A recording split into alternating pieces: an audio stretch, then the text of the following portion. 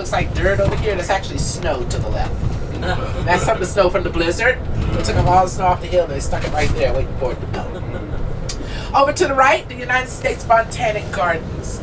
This is what we call America's official greenhouse. This is all about the study of plant life and seedlings from all over the world. They have over 12,000 varieties of flowers and plants here, paid for by our tax dollars. And even though we paid for it, we can't touch not one of them 12,000 plants. But that is open to the public every day, free of charge. Now, getting back to the Capitol. Looking at the Capitol from here, to the left side of the dome is the Senate wing. To the right side of the dome is the House of Representatives wing. And whenever the Senate or the House are in session, they'll fly a flag over that particular wing. The statue on top is called the Statue of Freedom. The figure is of a woman. She's 19 and a half feet tall. And she's the tallest freestanding statue in the city, as no statue can be taller than the statue on top of the Capitol. Now, as I said, it wasn't looking too good. As you can see, there it is. For the first time in over 60 years, they're doing a complete restoration of the Capitol Dome. They actually found about 1,000 cracks in it, and they're fixing it inside and out. And they scraped off 12 layers of paint, and believe it or not, all that's going to be finished and ready to go by inauguration of next year. Now, this is the west side of the Capitol. This is the side of the Capitol. President Ronald Reagan, he was the very first president to take his oath of office on this side back in 1981.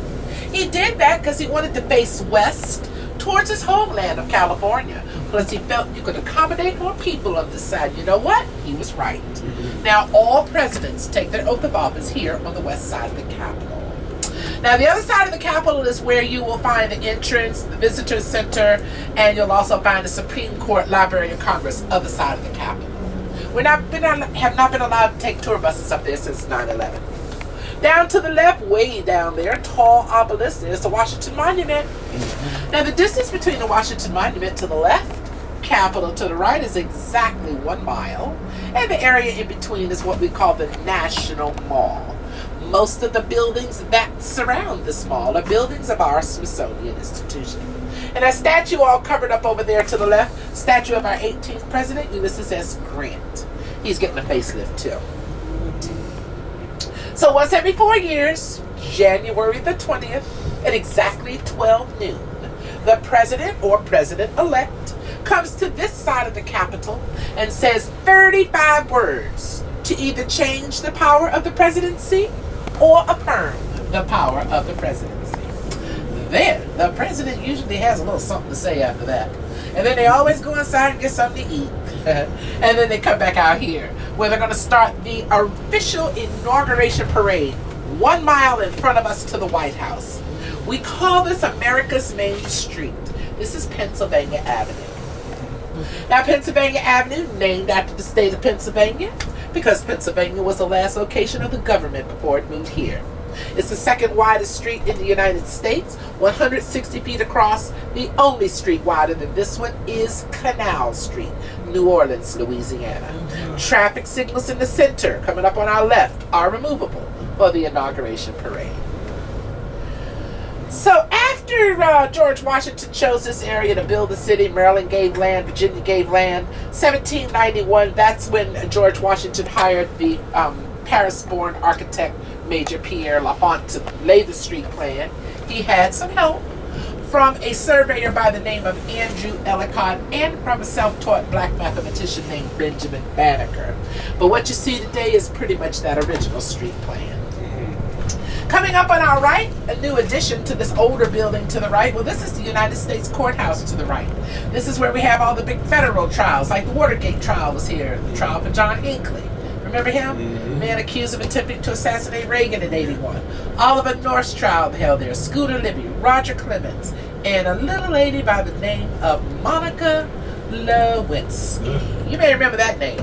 She testified here August of 1999, and it was some kind of summertime hot. By the way, that man, that's a statue of General George Gordon Meade from the Civil War era. She testified here August 1999. It was really, really summertime hot. They wouldn't let the press inside, which is not necessarily unusual. The press corps had to stay outside on this very wide sidewalk you see here to the right. So they did. They set up their lawn chairs, they put their beach umbrellas up and their coolers, so we tour guides nicknamed this sidewalk to the right. Folks, we call this Monica Beach, right over here to the right. Oh, she is famous. How about that? So Pennsylvania Avenue, again, just for the inauguration parade. Have a few walks and marathons and festivals here, but we have lots and lots of other parades. The street you see bearing off to your left over there, that's Constitution Avenue to the left. That's where we have all the other parades. Cherry Blossom Parade, St. Patrick's Day, 4th of July and such. Building to the left with the dome, the National Gallery of Art, housing mostly classic artworks, including Leonardo da Vinci's only portrait on permanent display in the Western Hemisphere. National Gallery of Art to the left. And here to the right, this is the Newseum. This is a museum, Canadian Embassy first. I'm sorry. Canadian Embassy right here to the right first. The only embassy on Pennsylvania Avenue and the only embassy close to our capital. That's because the United States Embassy is close to their parliament in Ottawa. Now here to the right is the Newseum. Now I love this museum. It's a museum dedicated to journalism and it's dedicated to the First Amendment to the Constitution of the United States of America, freedom of speech. Anything that's made front page news in the last couple of 100 years, you're going to find it in the Newseum. Oi, you just got a text message. Building over here to the left, the one with the bold front. Now this is the Federal Trade Commission right here to the left. Notice the red roof, tiled roof. Well, this building and the shape of the building, because this is the first building of a group of buildings called the Federal Triangle. Bordered by Pennsylvania Avenue, we're on, and Constitution Avenue to the left. As we continue on, these buildings are going to get wider and wider, forming the shape of a triangle. Built mostly during the 1930s and 40s as our government was growing. We needed a place to house the workers and house documents and such. And they're all built in the Beaux Arts design. Next one coming up here to the left is the National Archives of America. This is where we house what we call the Charters of Freedom. Declaration of Independence, Bill of Rights, Constitution, and such. Those documents are on display to the public every day free of charge, and many, many others. In the open area to the right, this is the United States Navy Memorial. Unfortunately, there's not a lot to see here. There's the statue of the lone sailor. See him over there with the duffel bag right beside him, off the center of the circle? Mm-hmm. And there's reliefs going around showing different parts of naval history. When the fountains are off, though, it takes away a lot from the memorials, but that's what this is. Beautiful memorial, though, in the summer and spring when the fountains are running. It's a nice memorial, no matter what. And this was dedicated in 1987. Now, very quickly, I want to point out this little block of marble over here to the left, sitting there in the corner. That is the first and original memorial to our 32nd President, Franklin Roosevelt. We're going to stop at his memorial a little bit later, but notice the shape of it, size of it. In his will, he wrote to say he didn't want a big elaborate memorial to him, if necessary at all. Something no larger than the desk he wrote his will at is found with him somewhere on Pennsylvania Avenue. There it is, about the size of a desk here on Pennsylvania Avenue. This is placed here shortly after his death, 1945. Here to the left, notice how the buildings are getting wider. This is the United States Department of Justice to the left. This is where America's top cop's main office is. Her name is Loretta Lynch. Here to the right, the J. Edgar Hoover Federal Bureau of Investigation, FBI building. Here to the right. This is the main headquarters, of course named after J. Edgar because he was our director for the FBI for 45 years. Here to the left, see how the buildings are getting wider? We call this America's favorite building. This is the headquarters for the Internal Revenue Service. Come on now, clap it up. They just gave me money. Hey, good for you. Good for you. We gotta give them money. Yeah. Oh no. This is awkward. Stay young, honey. Over here to the left. Now this is the old post office. Beautiful old building here before the Federal Triangle was built. Built in 1898. And they built the triangle around it.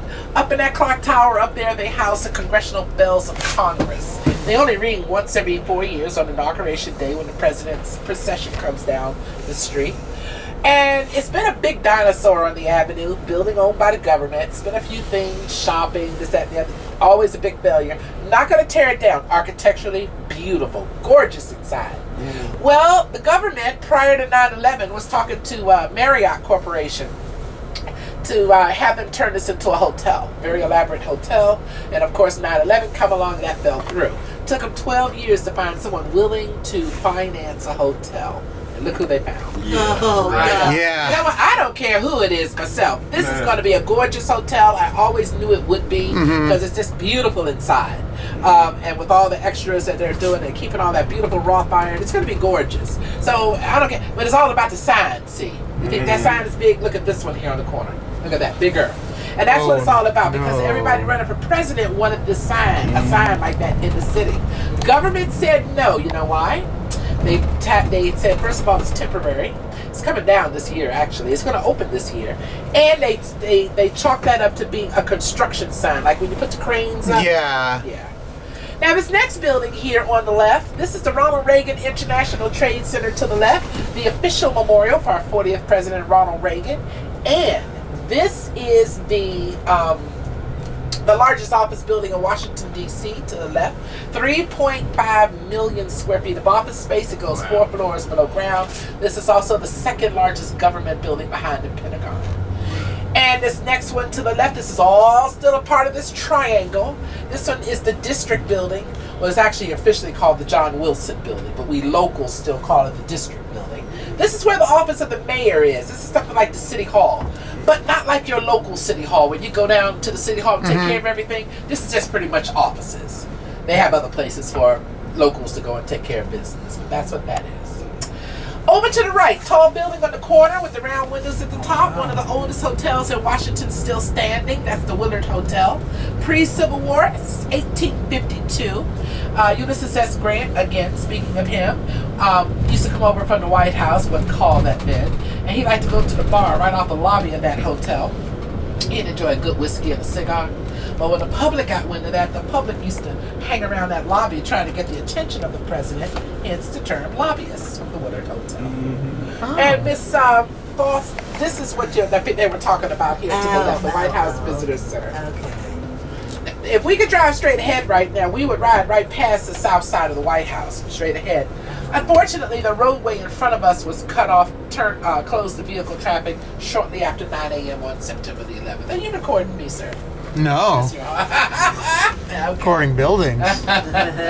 Just so happen my voice might be on it, but that's okay. Anyway, we're going to head around to the north side of the White House. Go, people. There you go. We're going to head around to the north side of the White House. North side of the White House is the side of the White House. It has the address 1600 Pennsylvania Avenue, or as I like to call it, the fence jumping side of the White House. That's the side of the White House the guy jumped in September 19. Walked right in the front door, turned left, made it to the east loop before they stopped them. Since that time, they have added spikes to the top of each of the posts there.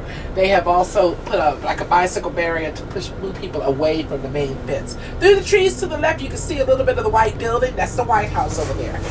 Not this building, the one next to it. Through the trees to the left. There it is. So you physically have to walk the block, actually almost 2 blocks to get to it. This is the Department of Treasury here to the left. Now, the White House is the oldest public building in the city. George Washington laid the cornerstone of the White House, 1792, and he's the only president who didn't sleep in the White House.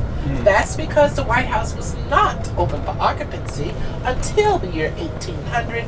George Washington died in 1799, so he missed about just a smidge. The White House has 132 rooms, 35 bathrooms, 5 elevators, 18 working fireplaces.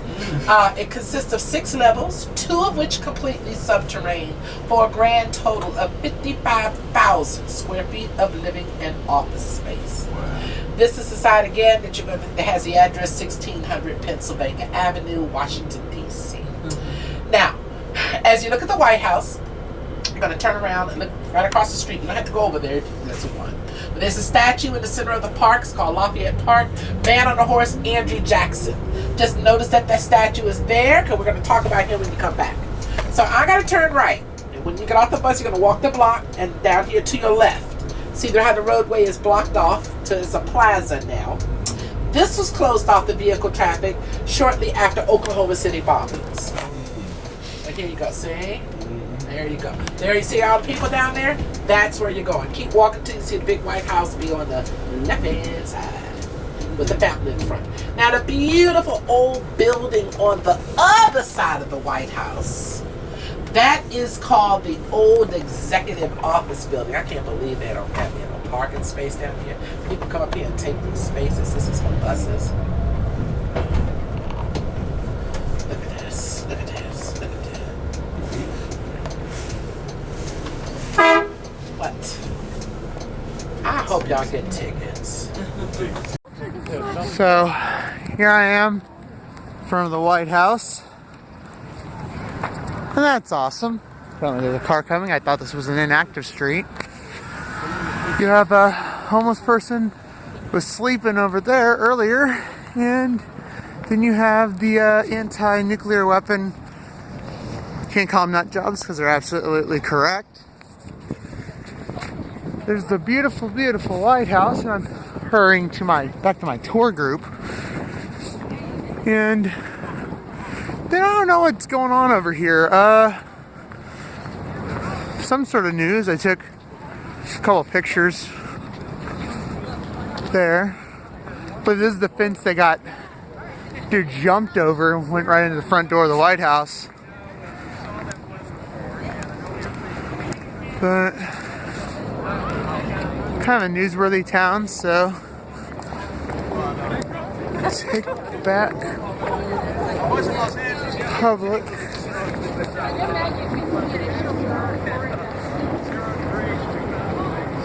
No idea what textbook worthy event this is.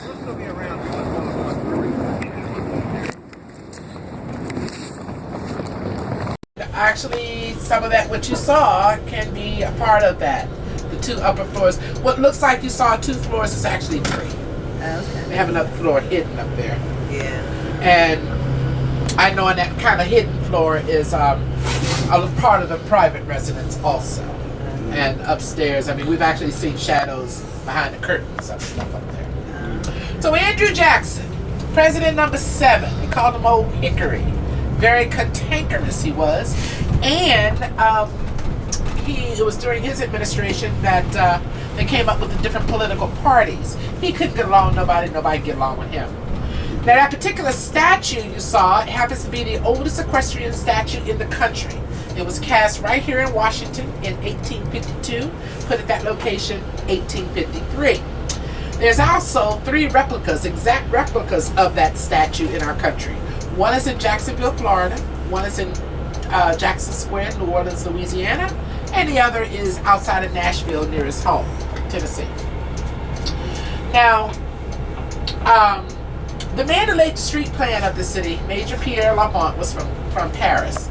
And he used the suburban city of Versailles as a model for our nation's capital, which is why we have a very European look. Wide, broad avenues, lots of park-like areas, and sometimes you'll run across circles, rotaries, if you will. But Major Laffont had also envisioned vistas, being able to see from one important point to another. Major Laffont's plan was you were supposed to be able to see from the executive mansion along a grand avenue directly down to Congress without any obstruction. So that means White House to the Capitol. But you can't see from the White House to the Capitol today because there is an obstruction. And who do you think we had to thank for that? Andrew Jackson. So I'll get back to that in just a minute as we're waiting on this truck and waiting on the light down here. As I was talking earlier, Just got a text message. as I was speaking earlier about the city, so we know who laid the street plan. Oh, dude, really? Just hold, yeah, slow down. Dude, really? I'm not gonna back down into that. Oh my back. Oh my back. Wow. He would have pulled into you. I know. Wrong. I'm just sitting here patiently. Yeah. So anyway, the reason you cannot see between the White House and the Capitol today, again, Andrew Jackson, is because of that. Now, he was having a particularly tough time with the folks on the Hill. The year is 1828. He came out of the White House with his cane. He stuck it in the ground right here in front of us. And he said to build the Treasury Department right here. He didn't want to look at the folks up on Capitol Hill anymore. And they did. So remember, the White House is just on the other side of this building here to the right. I mean, in front of us, sorry. And as we turn the corner, we're going to clear this building here to the left. And as we do, if you look to the left, you're going to be looking directly down the line of sight to the Capitol along Pennsylvania Avenue. So that line of sight was forever broken. Take a look to your left. There it is. See? Directly down the line of sight. So thank you, Andrew Jackson. Statue ahead of us on our right, man up on the pedestal, is a statue of General William T. Sherman from Civil War era, very instrumental in the Battle of Atlanta. He was a Union general. But also at this site over here to the right is where the foundry was that cast that statue of Andrew Jackson. So they had a foundry here, and that's where the first equestrian statue was cast at this site right here. And again, if we could turn right here, we'd ride right past the south side of the White House. So we're going to go down to the corner, turn right, and look at it from a distance. Building over here to the left is the United States Department of Commerce. And this is the last building, or the base of that group of buildings I talked about earlier, called the Federal Triangle. So remember that first building we saw, which is the Federal Trade Commission, kind of apex? Well, that's the apex. This is the base of the triangle here to the left. Just want to point out very quickly the statue over here to the right. The one of the man, the woman, there's a child in front. Well, this is the National Boy Scouts Memorial over there to the right. It's the only statue we have here dedicated to a living cause. Placed there because that was the site of the very first National Boy Scout Jamboree. It was put there actually in the 50s. The first Boy Scout Jamboree was there in 1948. Now, the Girl Scouts don't have a memorial here yet because they haven't sold enough cookies. But they're working on it. We're going to turn right here on Constitution Avenue. This is where, of course, we have all the other parades. Building over here on the left corner.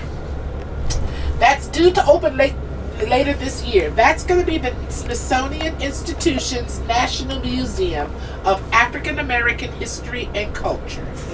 That's due to open September, actually September 24th to be exact. We just got a date not long ago.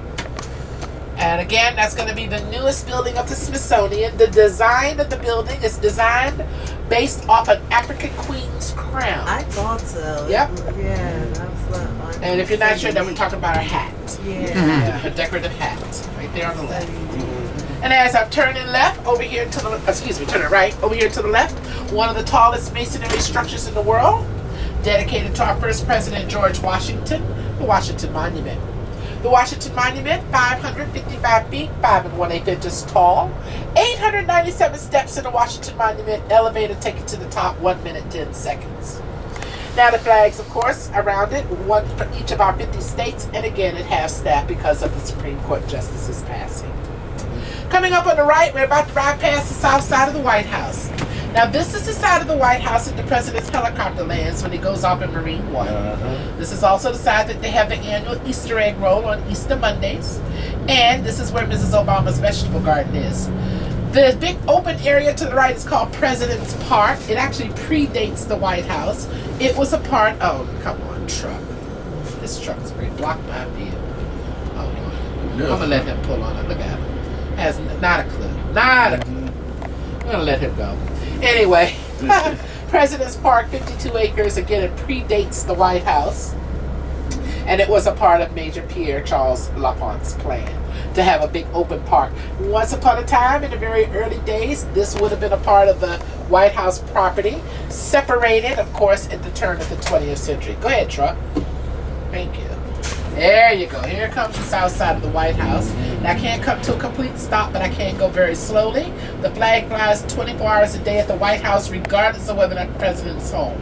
And in direct line at the White House, take a look to your left very quickly with the dome, the memorial to Thomas Jefferson, our next stop. Sit in direct line with each other. There it is. And of course, that beautiful building on the other side of the White House, the old executive office building. That used to be the old War Department before they built the Pentagon and the State Department. Way off to the right there. That's the one on the other side of the White House. Now here on our right, the Flaming Sword. This is a military memorial dedicated to the 2nd Division, United States Army. Dedicated to the men and women who lost their lives during World Wars I, World War II, the Korean and Vietnam conflicts. Those who were with the 2nd Division, United States Army. Pretty building way up to the right with the columns up there. That is the national headquarters of the National Society of the Daughters of the American Revolution, the DAR. And this next building here on our right with the 3 arch entranceways, this is the Organization of American States, the OAS, over here to the right. 35 countries in North America, South America, and Central America belong to the OAS. The most recent to join being Cuba, just joined last year.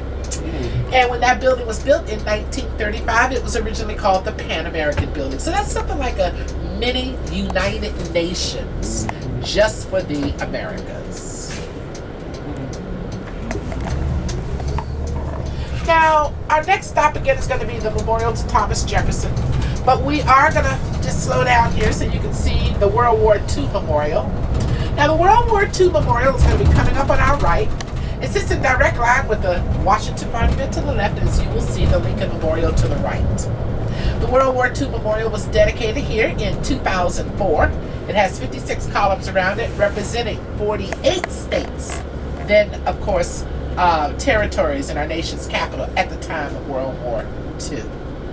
The 2 columns on either side represent the Pacific and the Atlantic theaters. What's missing from the memorial at this time are the fountains, again, turned off for the season. In the center, the big open area in the center here, they would have 56 small spouts, 2 tall spouts, representing, looking like the memorial itself there to the right. And right to the immediate far right, with the people with the yellow jacket and the red jacket, that's called the Wall of Remembrance. On that wall back there to the right are 4,046 solid gold 3-dimensional stars.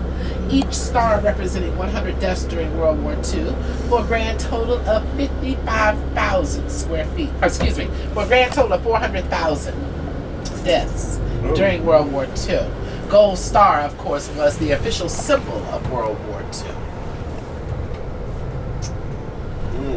Okay. That's John Paul Jones's statue over there to the left. And way in the distance, there's Thomas Jefferson's memorial.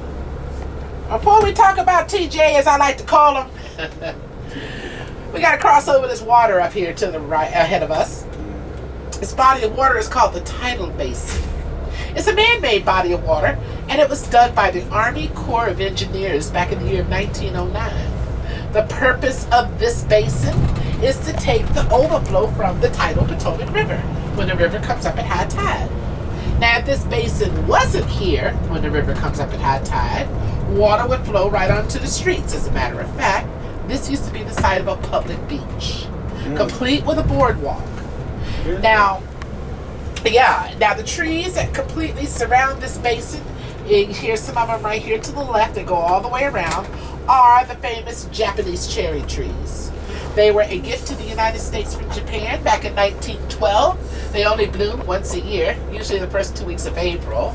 Blossoms last about 10 days. And we celebrate the blooming of the cherry blossoms with a month-long festival. Now, there are 3 memorials that sit on the banks of this basin. Thomas Jefferson, that you can see right out in front of us with the dome. Franklin Roosevelt and Martin Luther King. This next stop is just going to be for the Jefferson Memorial. Here it comes over to the right.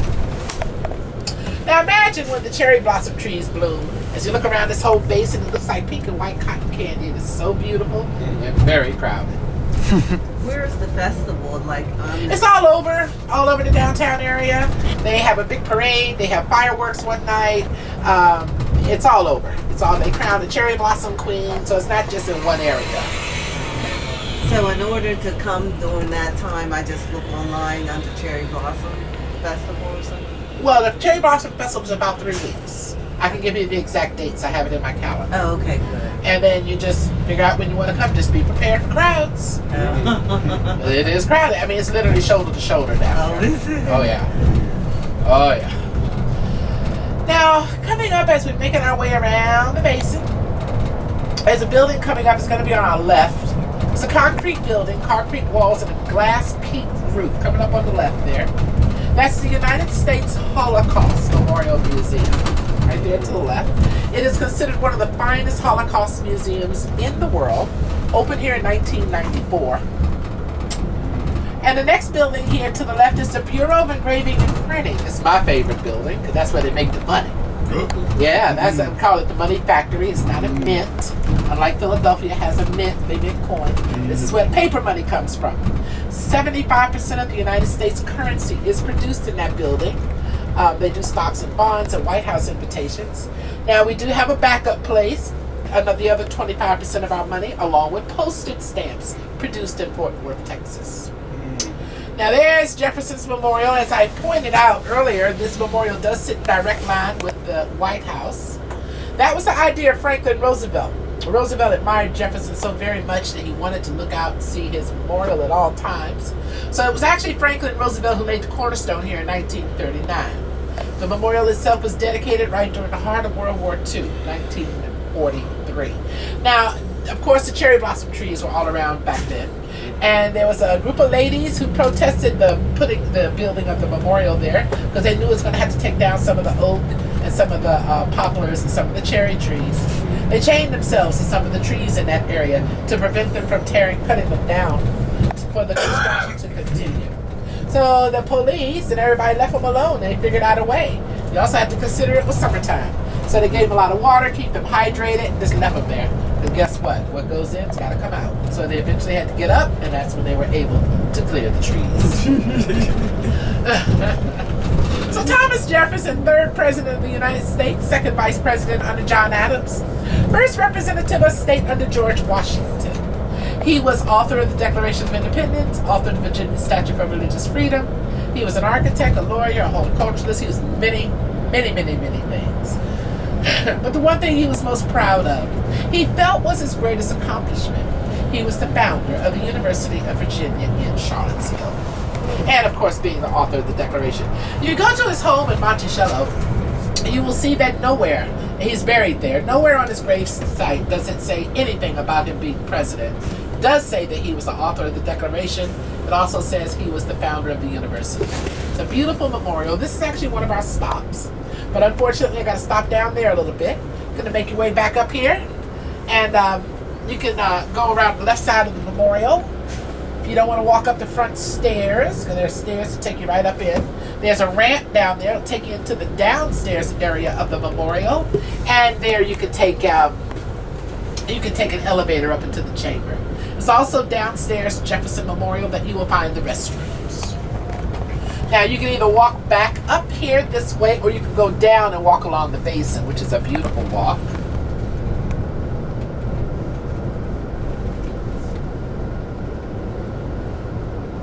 Matter of fact, I'm just going to save you the trip and just have you walk along that path right there to the right, take you right back up to the memorial. And from here, you're going to come back to the bus here, then I'm going to take you around to the next stop, which is also just around the corner. It's the Thomas Jefferson Memorial, joined by Washington Memorial, the White House in the background, and super windy, so you probably can't hear me too well. And way off in a distance is the Martin Luther King Memorial, which is new. But yeah, Washington D.C. is awesome. This is a really high up building.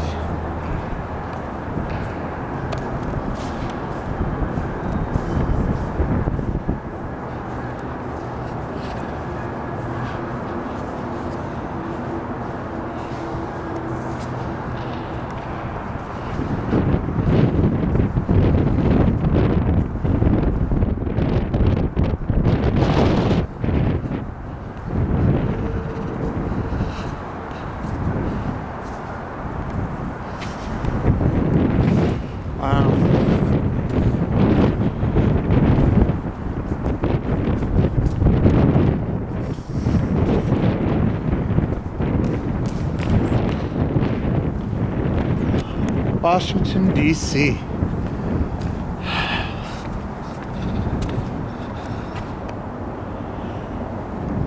Washington Memorial there. The Thomas Jefferson Memorial. And I'm rocking down these stairs. Huge building. It's so easy to completely stand in awe in front of one of these buildings. Way down back there, you see, I think that's an important building. I don't know.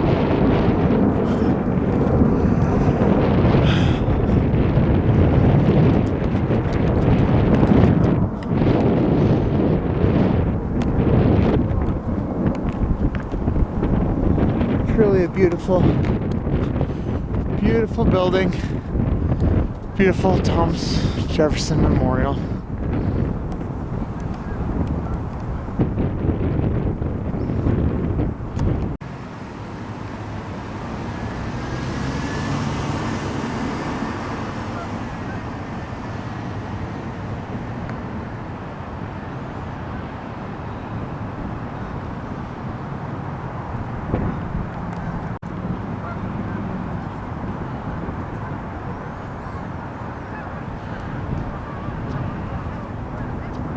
President. He served 3 full terms, died early in his 4th term. Let me just hold that real quick. I want you to see this here to the left. This is the Potomac River. Now remember I talked about the state of Maryland back in the early days gave 70 miles of land to build the city. Virginia gave 30. And everything went fine until 1846. In 1846, the people in Virginia noticed that all the new development taking place was all taking place on a part of land Maryland had built, as they had done no development on Virginia's land. So that year, Virginia decided to take their land back, and it happens to be all of the land south of the river here to the left. So whenever you cross over this river, you leave Washington, and all of that on the other side of the river is Virginia. The very tall structure over there to the left looks like 3 silver rib bones sticking out. That's the United States Air Force Memorial.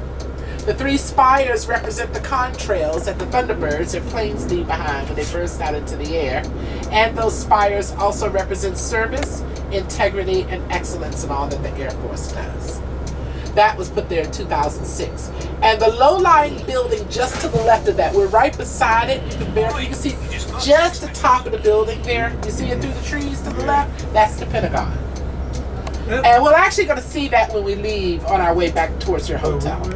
Yeah, we're going to see the Pentagon when we leave. So let me not even talk about that yet. That's the Pentagon. But everything on that side of the river is the Virginia. What's Now, that, Arlington? That's Arlington, Virginia. All of that is Arlington. Now over here, and that's Arlington Cemetery to the left. Over there where you see the house up on the hill right about 10 o'clock, that's Robert E. Lee's house, highest point of land in Arlington Cemetery. Oh, wow. And we'll see a little bit of the cemetery too. Just a little bit. Now, back to Roosevelt here. His memorial is along the tree line here. It's a very large memorial. It's spread out over 7.5 acres, and it has separated into 4 sections or rooms. And each section or each room represents a term of his presidency. So you walk through the 4 rooms, and as you go through, you're going to see various statues. There's a statue of him in a wheelchair. There's a statue of people standing in line for food, representing the Depression. There's a statue of a man listening to the radio, that of course representing the fireside chats during World War II. There's a statue of Eleanor Roosevelt here. She was our first representative for the United Nations. And there's even a statue of his dog Fala here. And there are more statues and reliefs here. You'll see all that when you go in. This beautiful memorial was actually put on over 100 pilings. No, excuse me, over 200 pilings that went down into the ground, and they went at 80 feet down to hit bedrock, and then they built the memorial, of course, on top. So if it flooded and all the ground was washed away, the memorial would actually still stand. It's quite impressive. And it's made of a beautiful red South Dakota granite, and the color was chosen specifically to complement the cherry blossom trees when they bloom, because this sits on the banks of the basin. Now also at this stop is the memorial for Martin Luther King. Excuse me. King's Memorial is relatively new, and it was dedicated here in 2011. Dr. King's memorial represents his I Have a Dream speech. So there's a quote in that speech that says, out of a mountain of despair comes a stone of hope. So there are actually 3 huge boulders here at King's Memorial. 2 of them represent the mountains of despair, and on the 3rd stone, the stone of hope, well, that's where you're going to find the 30-foot relief that Dr. King carved out. He's facing out towards Thomas Jefferson's memorial because Thomas Jefferson wrote that all men are created equal. Around the walls of King's Memorial, you're going to find excerpts from some of his most famous speeches. But what you won't find here are the words, I have a dream, because the entire memorial is based off that dream. King's Memorial is made of a beautiful shrimp pink granite. And again, that color was chosen to complement the cherry blossom trees when they bloom. Now, here's Franklin Roosevelt's memorial. When you first go in, the first thing you're going to see is a statue of him in a wheelchair. That statue actually came a year later because the American with Disabilities Act was not happy with the statue, the original statue they put of him in here. The original one is in room number 3. It's a big statue of him sitting down. And if you kind of peek around the back right side, because he's got a big cloak over him, you'll see a little teeny wheel about this big. And that wasn't good enough for the American with Disabilities Act. That's why they added the statue you see when you first walk in. Now, when you first go in, you're going to also see a bookstore. And right behind the bookstore are restrooms. But those aren't the nice restrooms. The nice restrooms are up here. Now, don't let the good looks fool you. That's a very big memorial Franklin Roosevelt's is. You go through the 4 rooms, you get to the last room, you turn around and double back. If you keep walking, you're going to end up at Jefferson's Memorial, and you just left there. That's a walk. Yeah, you don't want to do that. Well, actually, it's not. It's not. It's easier to actually do this, and then go do that. Here's King's Memorial here on our right. Now, over here on our left is a bookstore dedicated to Dr. King. By the way, his is the first memorial put here on the National Mall area, dedicated to a private citizen, not a war, not a president. Right behind this bookstore up here on the left is some very nice restrooms. Like you would expect really nice restrooms. You mean right there with the Right here on brown the doors? left. Uh-huh. Okay. Now, I try to allow 10, 15 minutes or so here. 10, 20 minutes or so for Franklin Roosevelt. You can go to either one in any order, spend as much or as little time. Just remember, if you go to Franklin Roosevelt, it is big. So, just allow time for that. And I'm going to stay here and let the police run me away. I know there's one floating around here on a horse somewhere. And right now I got 1:14. Let's do about 35 minutes or so, since we can get you back here about 1:50, about 10 minutes or 2. Okay? Alrighty. What city is that?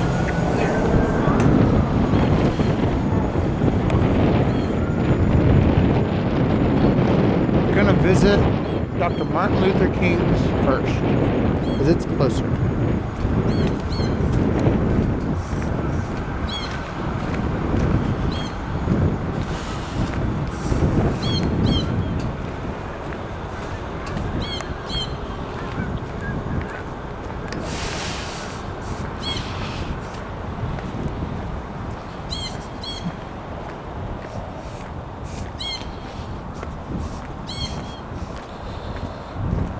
Martin Luther King Jr. Memorial.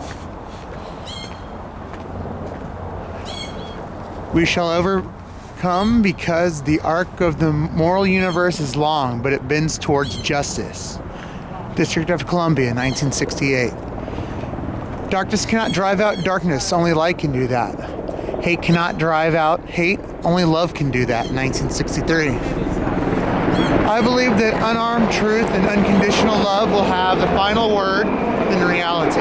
This is why right, temporarily defeated, is stronger than evil triumphant. Norway, 1964. Make a career of humanity and commit yourself to the noble struggle for equal rights. You will make a greater person of yourself, a greater nation of your country, and a finer world to live in. DC, 1959.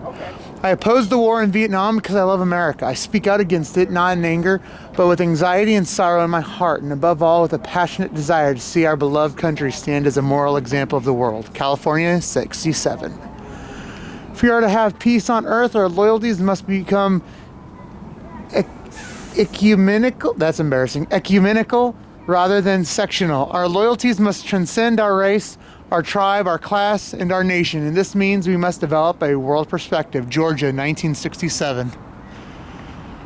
Out of the mountain of despair, a stone of hope.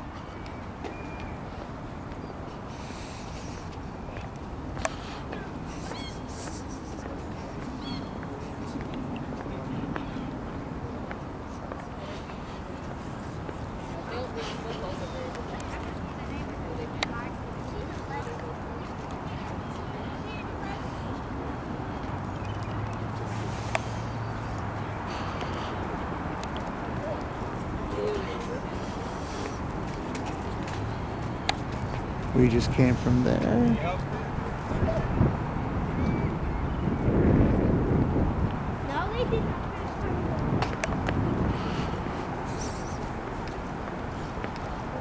Injustice anywhere is a threat to justice everywhere. We are caught in an inescapable network of mutuality, tied in a single garment of destiny. Whatever affects one directly affects all indirectly. Alabama, 63. I have the audacity to believe that peoples everywhere can have 3 meals a day for their bodies, education and culture for their minds, and dignity, equality, and freedom for their spirits. 64, Norway.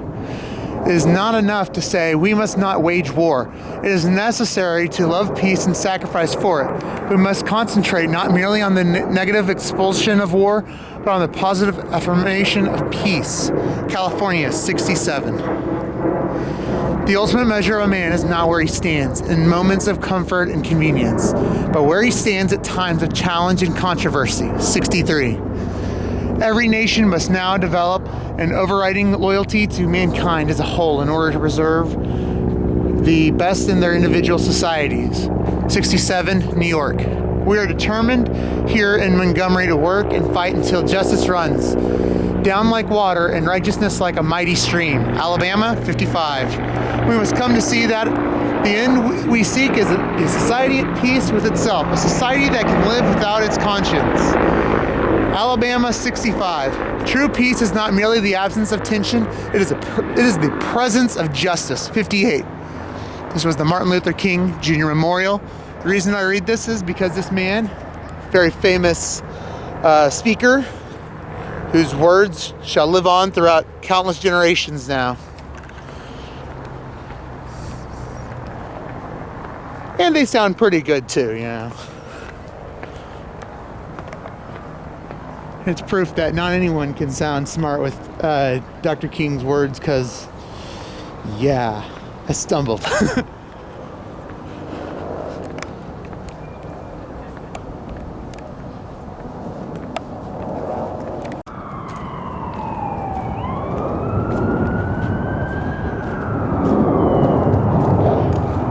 Franklin Delano Roosevelt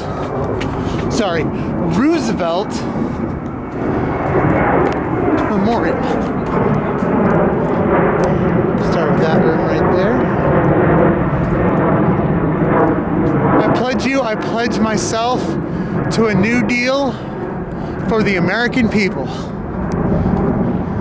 Men and nature must work hand in hand. The throwing out of balance of the resources of nature throws out of balance also the lives of men.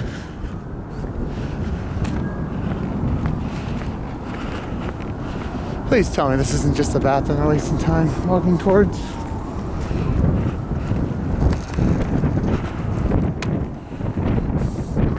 Yep, it is. That's not even the good bathroom. Maybe it was, I don't know.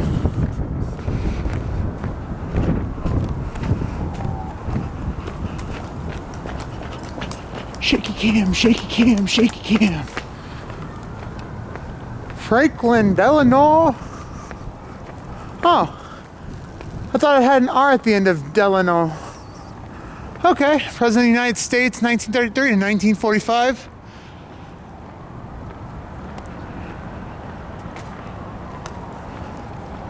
Gonna take a picture while I'm videotaping. That's why you pick one or the other, people.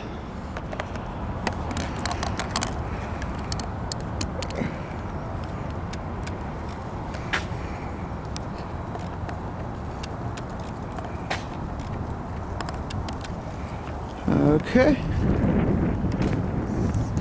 There is the beautiful bookstore.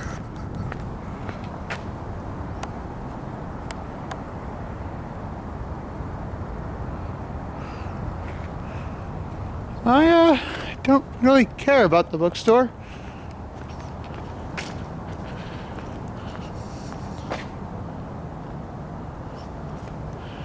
This generation of Americans has a rendezvous with destiny. No country, however rich, can afford the waste. I read that one. These days of difficulty, we Americans everywhere must and shall choose the path of social justice, the path of faith, the path of hope, and the path of love towards our fellow man. People hate social justice warriors. The only thing we have to fear is fear itself. Present with a non-Pope mobile.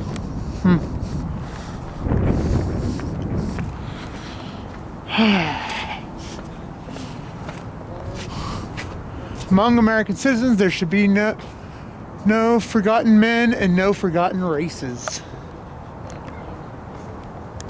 I feel like that's important.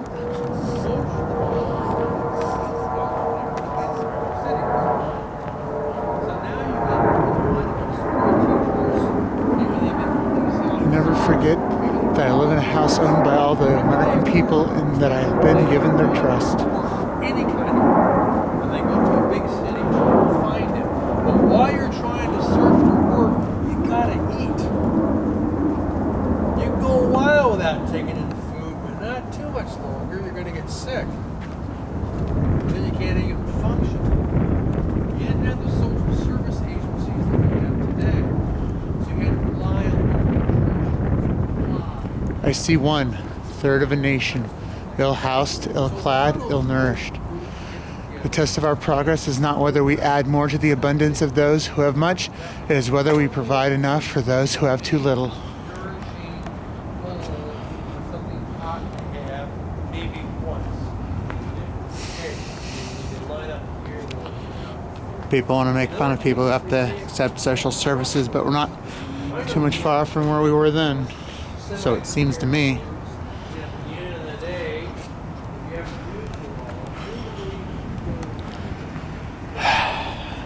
do It is time to extend planning to a wider field in this instance, comprehending in one great project many states directly concerned with the basin of one of our greatest rivers, Tennessee Valley Authority. No waiting, but it's empty. Propose to create a civilian conservation corps to be used in simple work. More important, however, than the material gains will be the moral and spiritual value of such work. Respect for this president.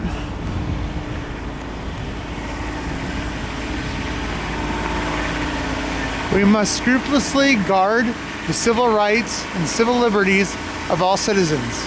Whatever their background, we must remember that any oppression, any injustice, any hatred is a wedge designed to attack our civilization.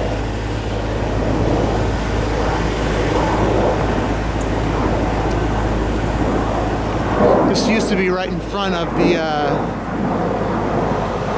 right in front here, but it was moved because you could only see one of the wheels. It's like they were hiding disability. We must be the great arsenal of democracy.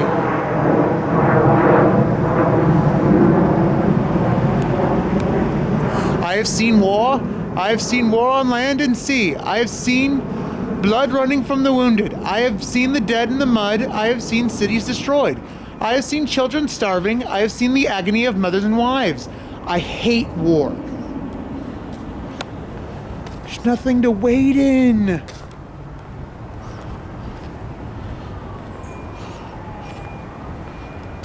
They who seek to establish systems of government based on the regimentation of all human beings by a handful of individual rulers call this a new order. It is not new, and it is not order.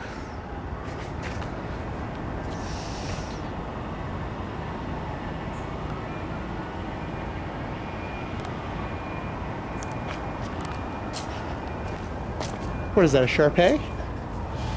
We have faith that future generations will know that here in the middle of the 20th century, there came a time when men of goodwill found a way to unite, produce, and fight to destroy the forces of ignorance, intolerance, and slavery and war.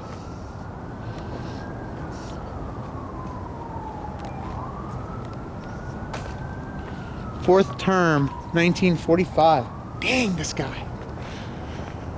More than an end to war, we want an end to the beginnings of all wars. Behind every great man is a great woman, everyone.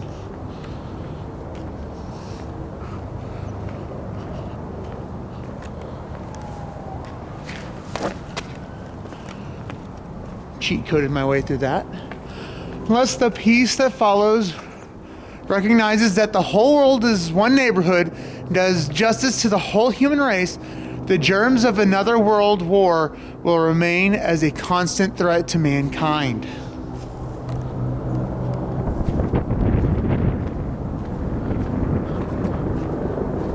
Eleanor Roosevelt, first United States delegate to the United Nations. The structure of world peace cannot be the work of one man or one party or one nation. It must be a peace which rests on the cooperative effort of the whole world. The only limit to our realization of tomorrow will be our doubts of today. Let us move forward with strong and active faith.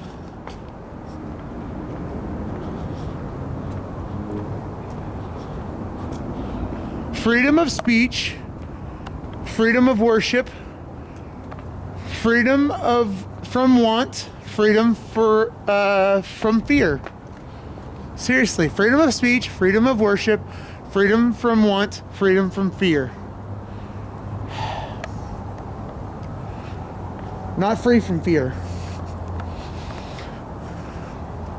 We don't have a freedom from want.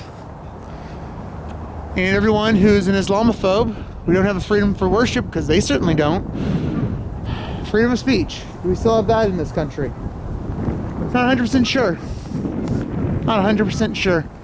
And I think this is just what leads us back over there. So, yup. That looks like that is everything for this stop of the tour. Yep.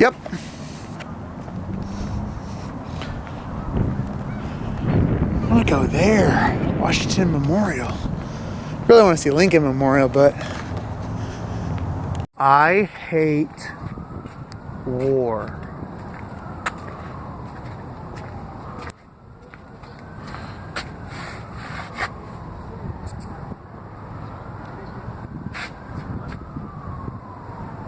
I have seen war. I've seen war on land and sea. I have seen blood running from the wounded.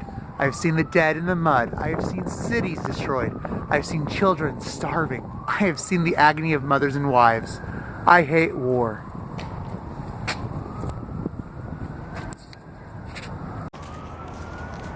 This is mid-February and there is a sheet of ice covering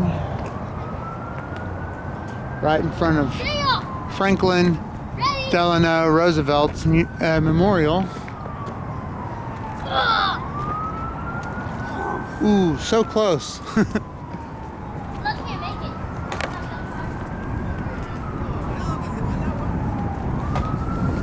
I'm guessing it's a thin layer since it's not fully frozen.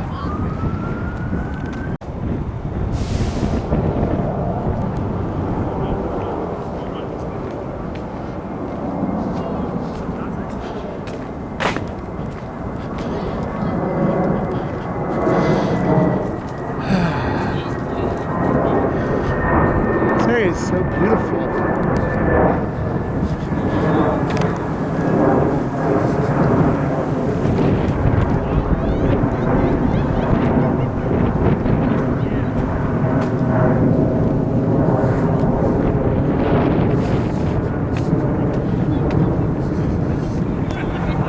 Thinking these are cherry blossom trees. because the color of the stone was meant to complement cherry blossom trees, she said. It's funny, she kept saying cherry trees instead of cherry blossom trees.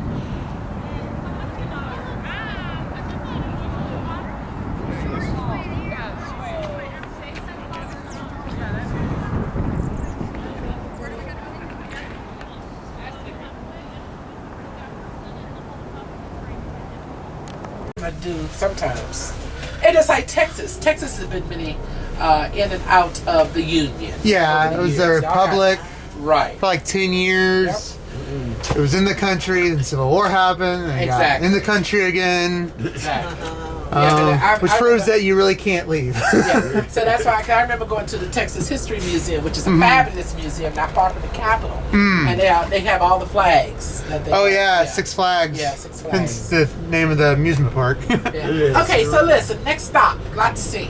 Lincoln Memorial, the Greek style temple, you can see it just to the top of the trees there to the left. It has 36 columns around it. They represent the 36 states that were in the Union at the time of our 16th president's presidency. 58 steps go to the top. They represent the years he lived before he was assassinated here in Washington, 1865. Inside, the statue of Lincoln is 19 feet tall, 19 feet wide, made of Georgia marble. Because if you recall, I talked about no statue can be taller than 19 feet. And inscribed on the walls inside of Lincoln's Memorial are two of his most famous speeches: his Gettysburg Address and his second inaugural address.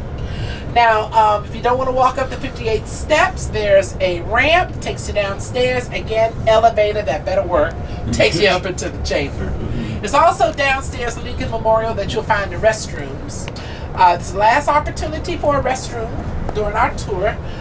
You will not have any more opportunities till we get you back to your hotels. Oh, this one's Now, this is Lincoln's Memorial. I mean, your bathroom here? Yes, Where? downstairs Lincoln Memorial. No, I mean your bathroom in Yeah, this one always works. Oh, okay. And then, of course, at this stop, the Vietnam Memorial.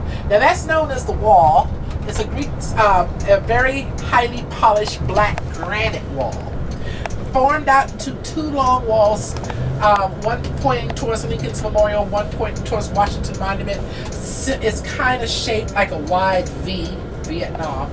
But on the wall, they inscribed the names of over 58,000 men and women who lost their lives during the Vietnam conflict and for those who didn't return. The names are listed in chronological order according to when they died. Just in case there's more than one person with the same name, each person has their own place in history. Now, as you enter the memorial, you're going to see a statue showing three very obviously young soldiers, and they're overlooking their fallen comrades. The statue is called simply the Servicemen. Now, also, and that was dedicated in 1982. Eventually, on the other side of the Lincoln Memorial, they're going to build an underground museum dedicated to some of the artifacts left behind during the Vietnam conflict. Now, they have received almost 500,000 artifacts, everything from clothes to bottle of booze, pictures.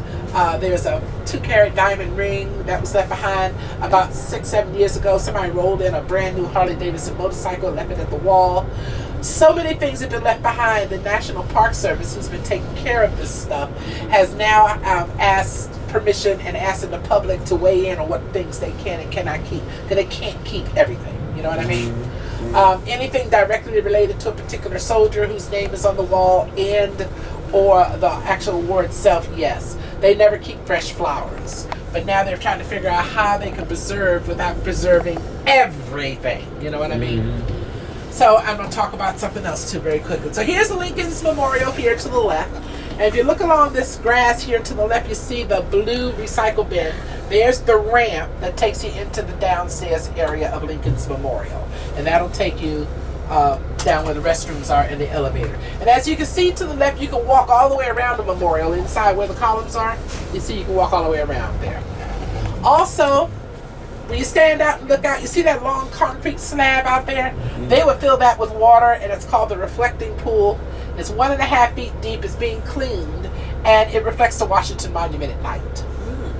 At the end of this sidewalk, see through the trees? See the flag down there to the trees, through the trees to the left? You see it through the trees? Do you see it, Mr. Foley? Okay, that is the Vietnam Memorial. You see the black wall down there? Yeah. That's the Vietnam Memorial. So you got to walk over there to that and then eventually make your way back to me. Now ahead of us on the left is the Korean Memorial. Now this also has a black granite wall, but what they did, they laser imprinted over 2,500 photographs of actual people, places, and things from the Korean conflict. And because it's so highly polished, it's like a mirror.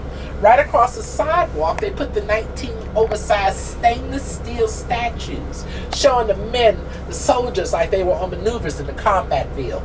All branches of our armed services are represented there, even though the Coast Guard did not fight during Korea.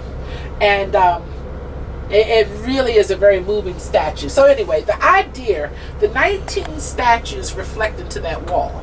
So when you look out, you see 19 statues in the field, 19 statues in the wall. 19 plus 19 equals 38. That represents the 38th parallel, which is somewhat of the dividing line between North and South Korea. And 38 represents the number of months that the Korean conflict was fought. From June of 1950 to July of 1953, a little over 54,000 people lost their lives during that short period of time.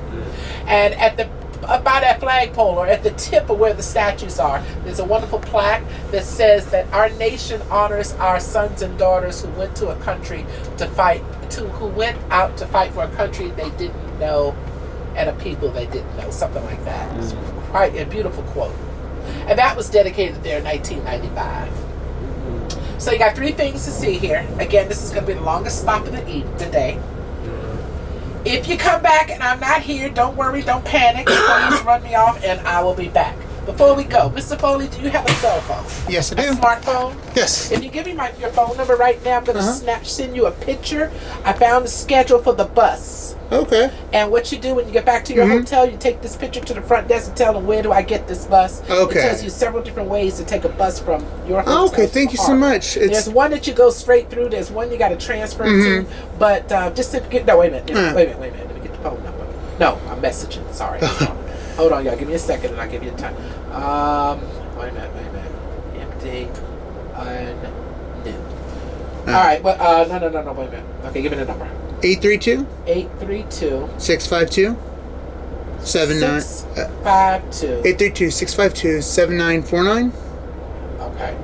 And all right, now let me send you this picture, because what I did, I got the whole schedule on one page, and I was able to snapshot it. There it is, right there.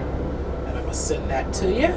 And when there it is, and then you can just open it up a little bit more, spread it out and see the numbers and times. So it's coming to you now. And then you can take that to your front desk. It tells you to go to Rivertown Commons, which is a shopping center across the street. Okay, yes. And I don't know where the bus stop is in there, but it's one of them. Okay, thank you. I got it. They'll da-da-da-da. Okay? Appreciate that. And I don't know what times. I'm just telling you how Of to do it. course. Okay? So Thank there you. is a bus.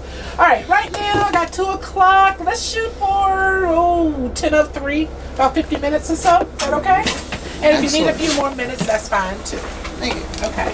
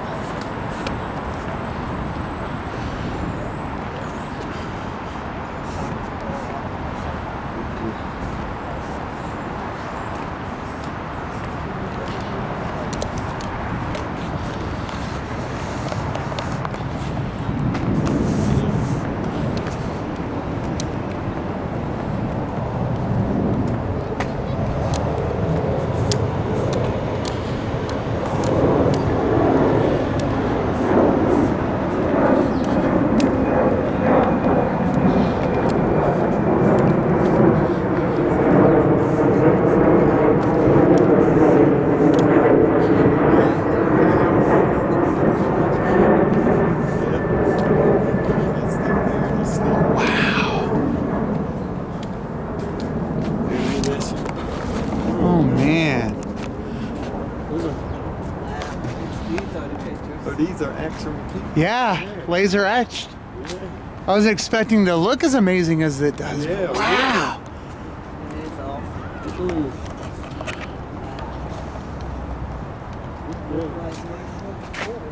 Yeah. Reminds you how young soldiers are. And look at that kid. You know? Oh yeah, Yeah. yeah. He must be 15. Yeah, exactly. This looks like an actor. I can't think of his name. Telly Savalas. No, not Telly.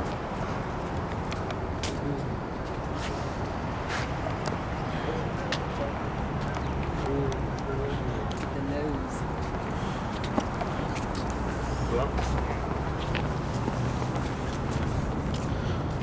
Ooh, that's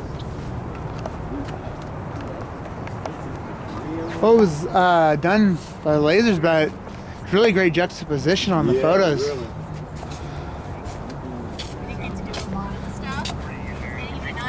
well, he had to do it before they died. Well, no, these were all pictures people sent in. Oh. That, and then they used, I guess, a computer to work with the laser to etch it in there. You know? I was there like 2 weeks before the deadline.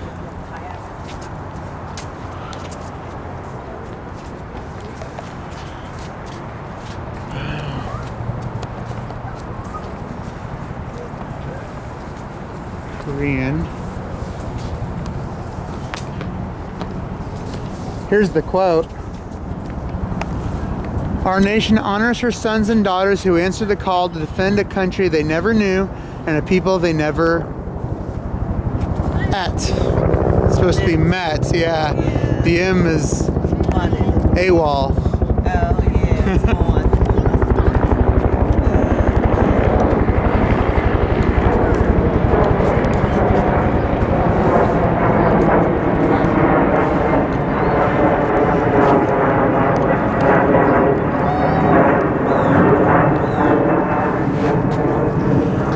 No waiting, no coins. It's drained right now for cleaning.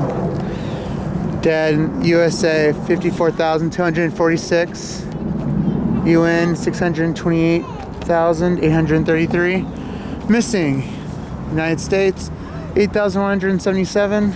UN 470,267. Captured 7,140 on the US side, 92,970 on the UN side. Wounded 103,284 of us. The UN 1,064,543. Yeah, that's a lot of soldiers, man. Dude, that's the number I stumbled on. The wounded from the UN. You know?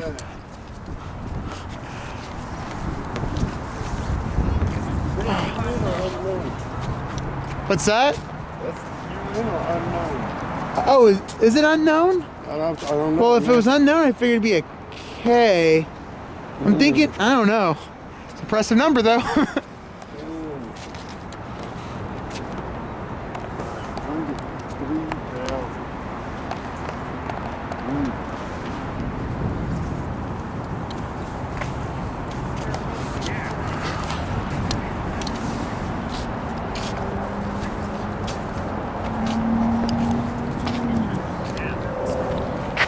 Take a couple pictures. Look at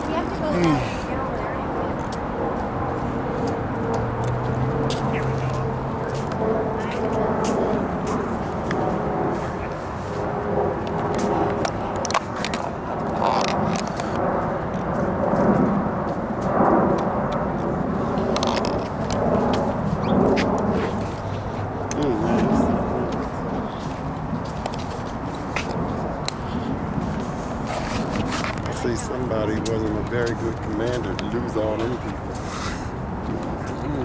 Very heavy. He's never been in war. What do you think so? Yeah, I think you're right, Pete. You and yeah.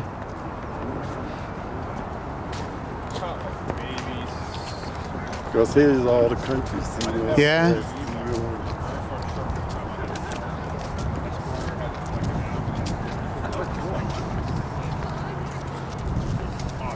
Yeah, I wish I could have gotten the whole thing. Yeah.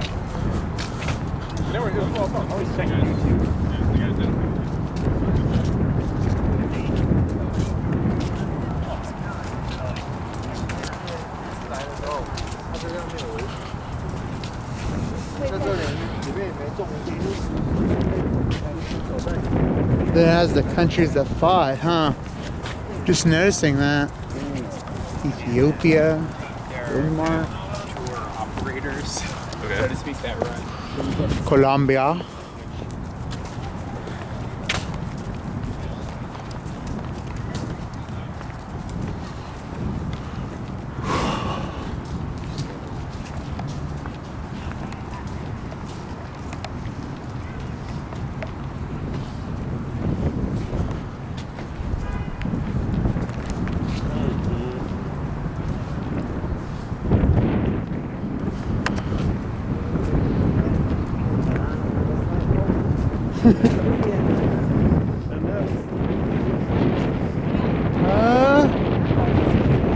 No, this is Korea. This is Korea.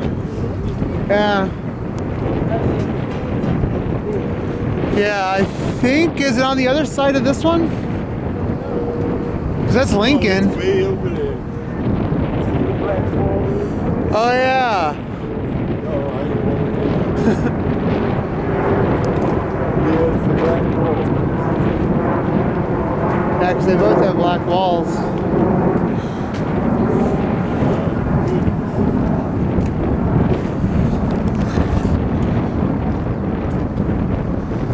Now, I definitely wanted to see this while I was here, the Lincoln Memorial. Or 1950s.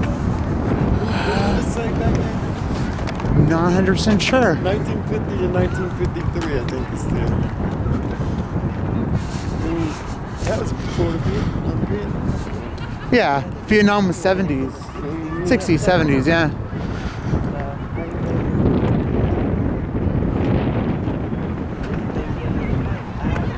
Yeah. Oh man, I don't think I can make it up through stuff, but I gotta go to the bathroom. She said go downstairs to the bathroom. Okay, why wouldn't you? Because it was too far.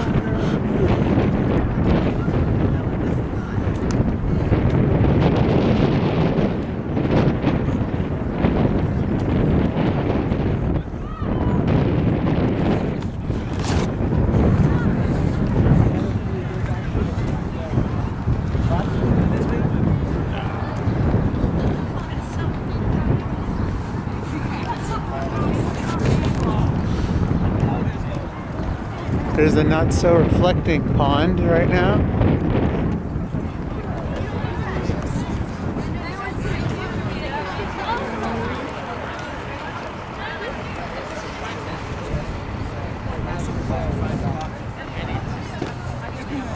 I'll check.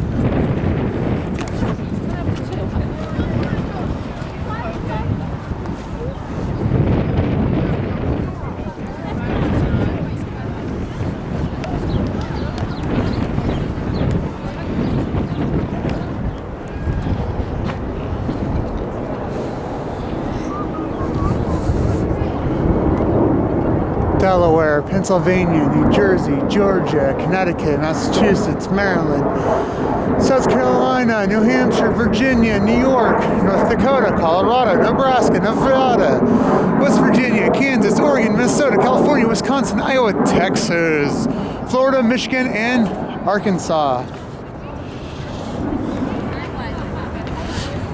Oh God, it's so humbling.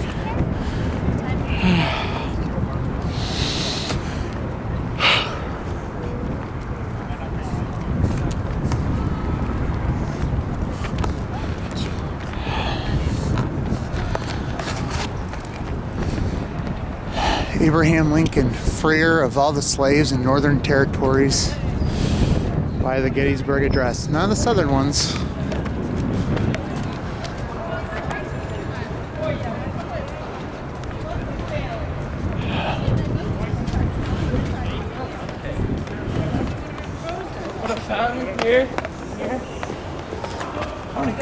Every step represents the year that this man lived. You put it in terms of steps. Stood right here to keep the speech and it was problem. That's why it's described. You came down here too? We were running here though. No.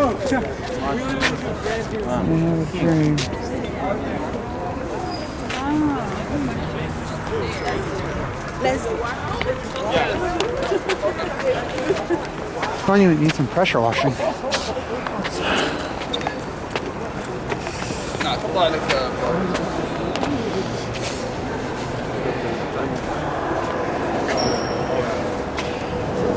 And this temple is in the hearts of the people for whom he saved the Union. The memory of Abraham Lincoln is enshrined forever.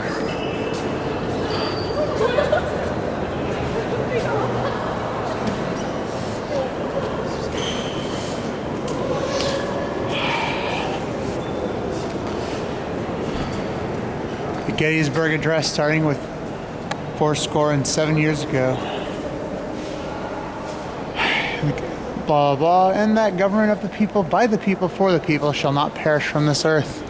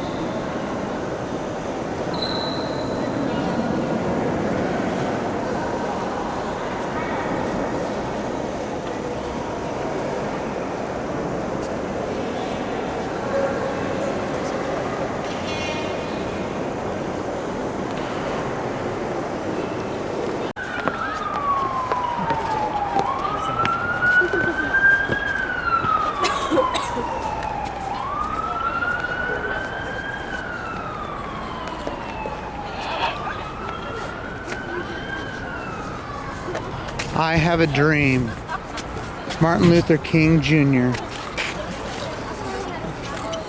The March on Washington for Jobs and Freedom.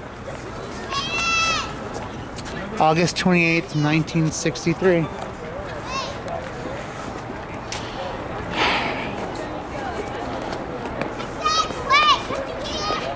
It's a shame the reflecting pond is down right now.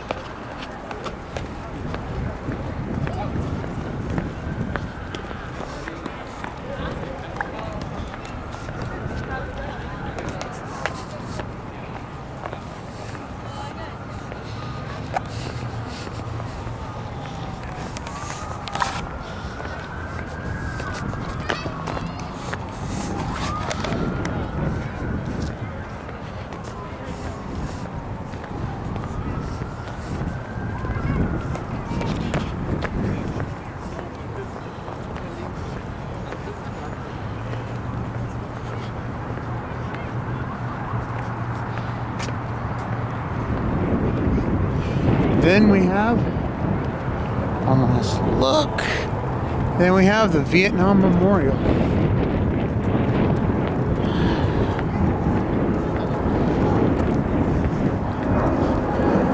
It's interesting that you have a bunch of stuff that's freedom related. Washington Memorial. Lincoln. Wait, not Washington Memorial, but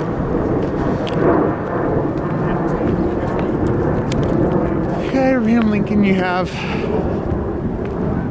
Dr. King. So, every hero deserves a place where their story is told. October 31st, 1967, Captain Riley Pitts made a heroic sacrifice in service to our country. Riley's story of service and personal sacrifice, along with the more than 58,000 names in the Vietnam Veteran Memorial, is in danger of losing meaning to future generations. That is why we're raising funds to build an education center right near this very spot so the heroic deeds of those like Riley can live amongst other great Americans. There's Riley right there. anyways, what I was gonna get at is, I don't know.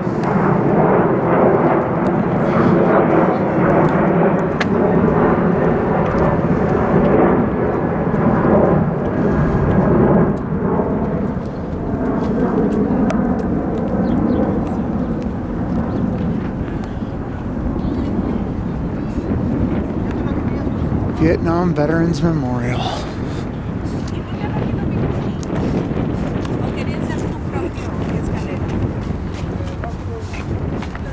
But what I was going to say is it's really weird that you have two shrines to freedom, and then you have the Vietnam Memorial, a controversial war where man, for the first time in our great nation's history, only time thus far, was drafted into a military they didn't know or didn't understand, didn't want to be a part of. Some fled to Canada. And by the way, the flag is at half-staff right now because of Justice Scalia's death.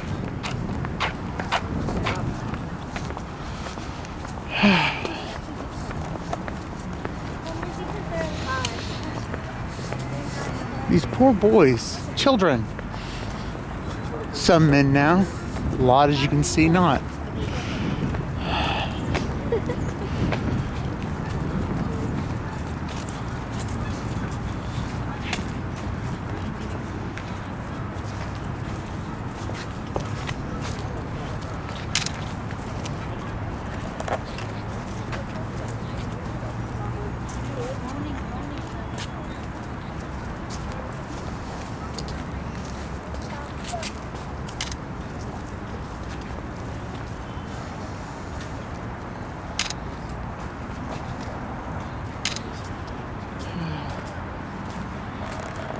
Memory of the men and women who served in the Vietnam War and later died as a result of their service.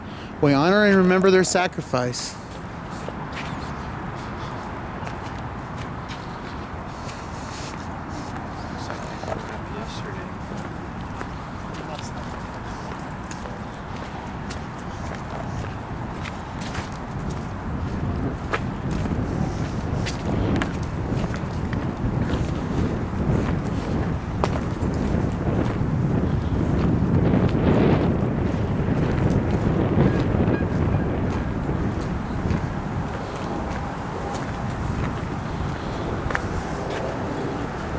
You can search the wall on your mobile device. All these people.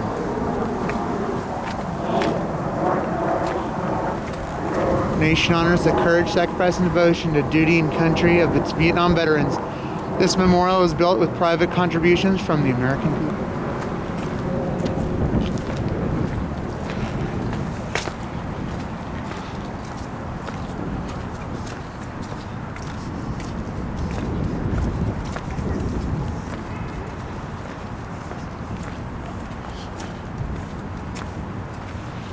Look at all the birds.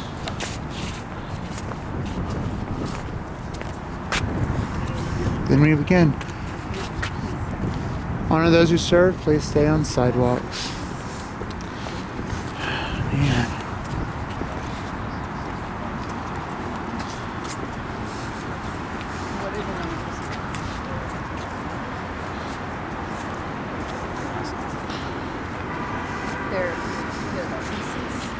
And this is all chronological by death.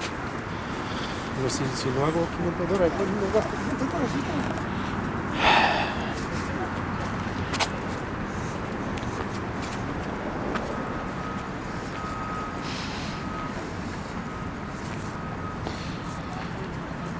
It just gets bigger and bigger.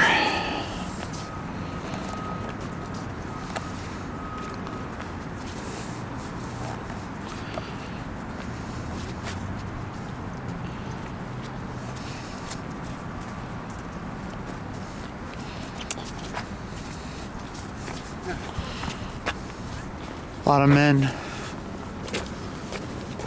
died, some fled. You had Bill Clinton, he fled, I believe, to Canada. You had, let's see, people who were in college, they were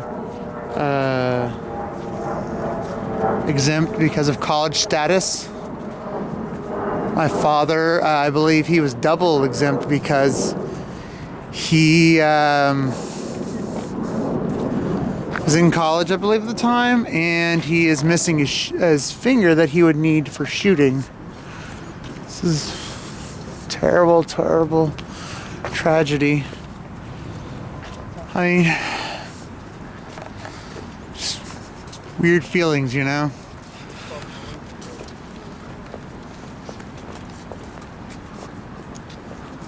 Certain names just tend to stick out on here. 1959.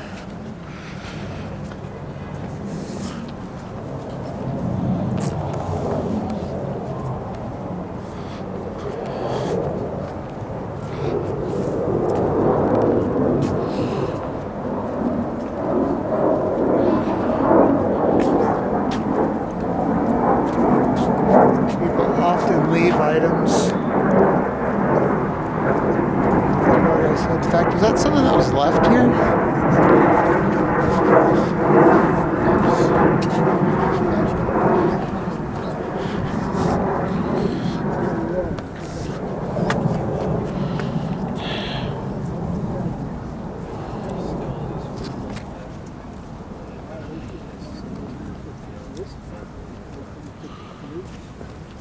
I think they'd use something other than wood for this.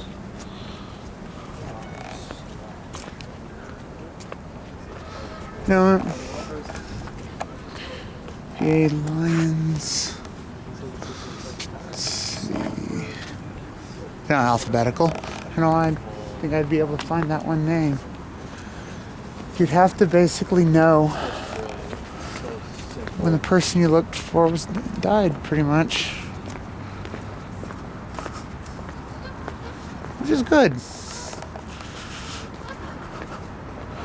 From the first death to the last death, we didn't forget.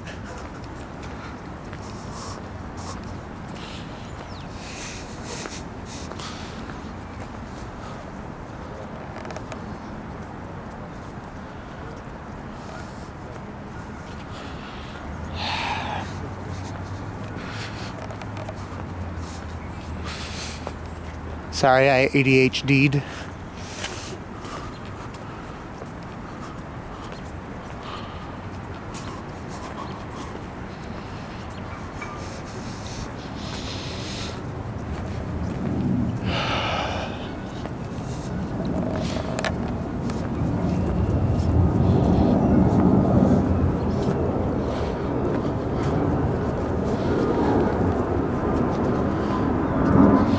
I love the fact that other countries are naturally respectful.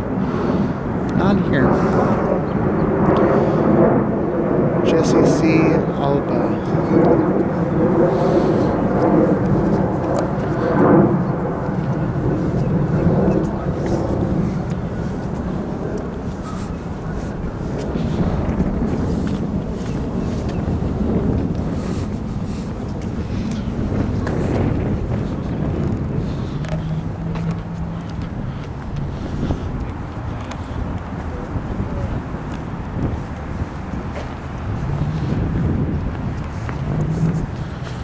A lot of birds.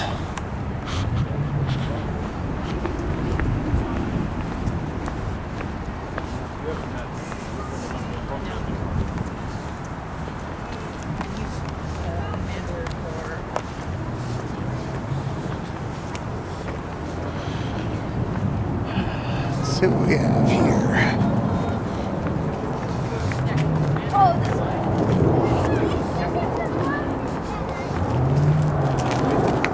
It is?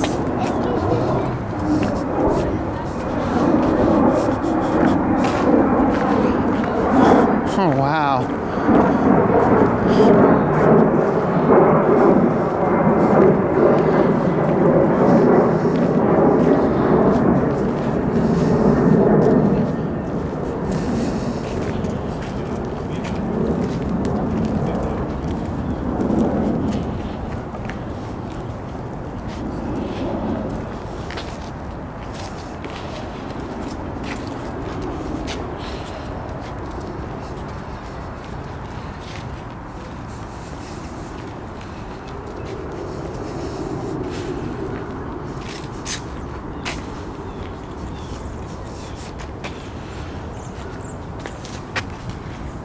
Copyright 1993, Vietnam Women's Memorial Project Incorporated. Glenna Goodacre was a sculptor.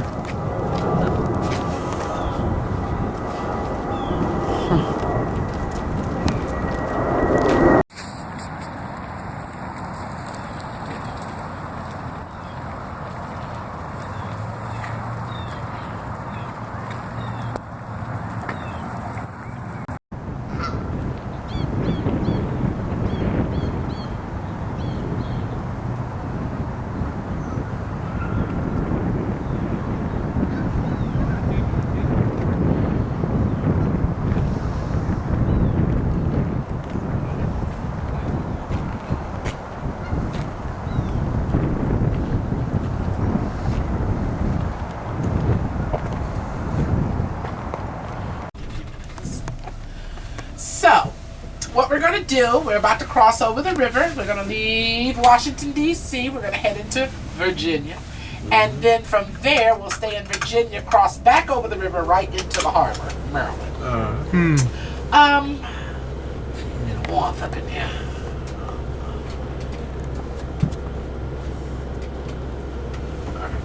So after Virginia took that land back, 1846, that pretty much left us with what we are today. And today, our nation's capital, Washington, D.C. alone, 69 square miles of land. The population here, approximately 675,000. A little under 700,000 people call Washington, D.C. home. Population has actually grown tremendously in about 10 years. We've got about another 100,000 people right in Washington. Very young professional population, if you will. But we got to think about the suburbs of Maryland, which is where I live, which is where the hotel is, and the suburbs of Virginia. Now remember, Maryland covers about 3/4 of it, and everything on the other side is Virginia. We call this the whole Washington metropolitan area. And in this metro area, we have approximately 5.5, almost 6 million people live in the metro area. The largest industry in our nation's capital is the federal government. Surprise! The second largest industry here happens to be tourism.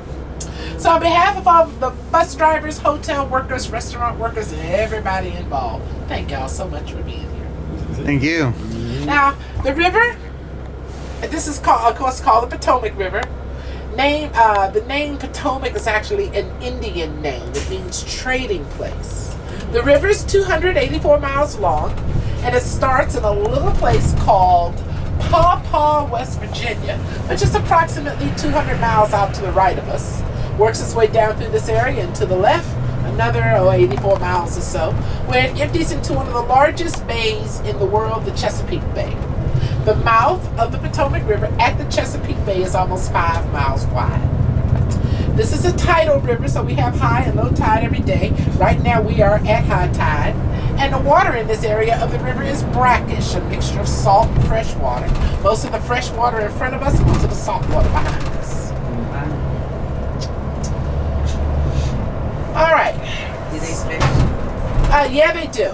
They get bass and perch and catfish. And here lately they said that the striped bass coming out of the river, not to eat it because the toxic levels are high.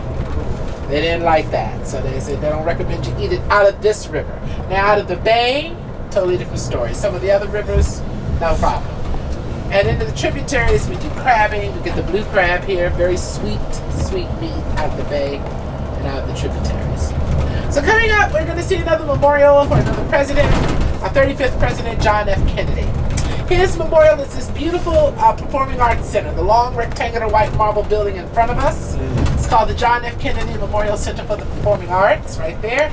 Opened in 1972 and built completely with donations. The largest contributor, Italy, they gave all that beautiful Italian marble, cut to specification for the interior and exterior of the Kennedy Center.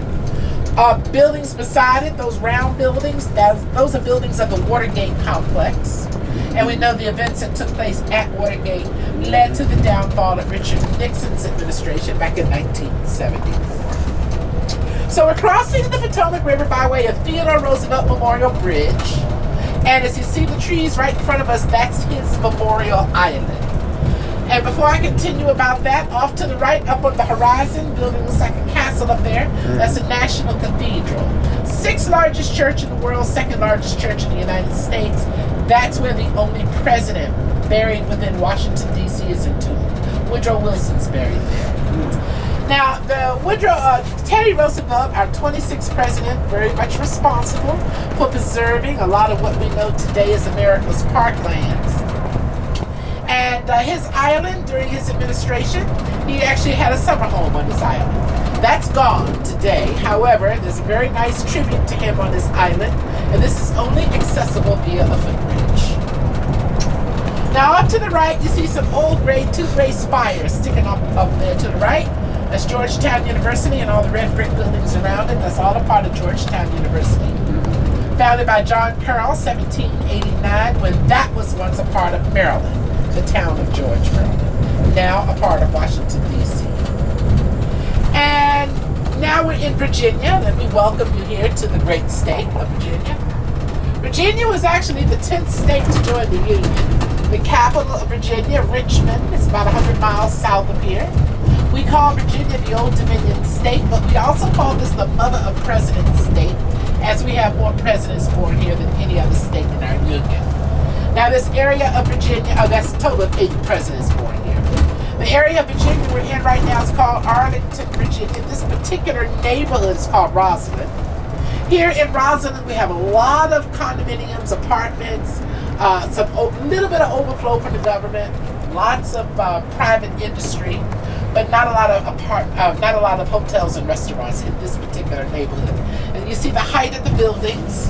They come over here and build taller buildings because of the height restrictions in Washington. However, no skyscrapers. Because these buildings sit right on the river, close to the river, it is still along the flight path in and out of Reagan National Airport. And they're not going to put skyscrapers over here to take away from the beauty of our city. They work together that way.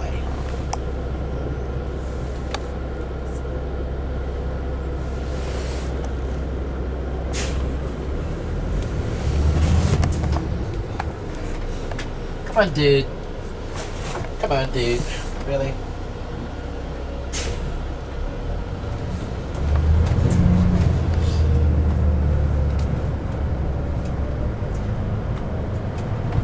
All right. Very expensive living they are. Here's some row houses coming up on the right. These are actually 4-story townhomes. Top floor is a master bedroom suite, master bath, marble jacuzzi, big enough for 4 people. Next floor down, 2 or 3 bedrooms, another bath. Next floor down, kitchen area, living area, dining room, powder room, bottom floor, family room, 2-car garage. Roof terrace entrance, elevator optional. When these opened in 2004, they actually sold for $4.75 million a piece. Ooh. And the reason I know is because I went to open house when they opened. Because open house is free. And when you go to the really nice open houses like that, they do serve good things. Scones, tea sandwiches. And coming up on our right is an old condominium building, this red brick building with the white trim, or beige trim. These opened in 2006, and 1-bedroom condos here back in 2006 was sold for a little under $2 million. So over here to the right, this is one of several entrance gates to Joint Base Myer-Henderson Hall. This is Army installation. This is where the men and women who guard the tombs of the unknowns are stationed here at Joint Base Myer-Henderson Hall. Speaking of Arlington National Cemetery, here it is out in front of us to the right. Considered our nation's most hallowed burial ground. 640 acres large with a little over 320,000 people buried here, including 2 presidents.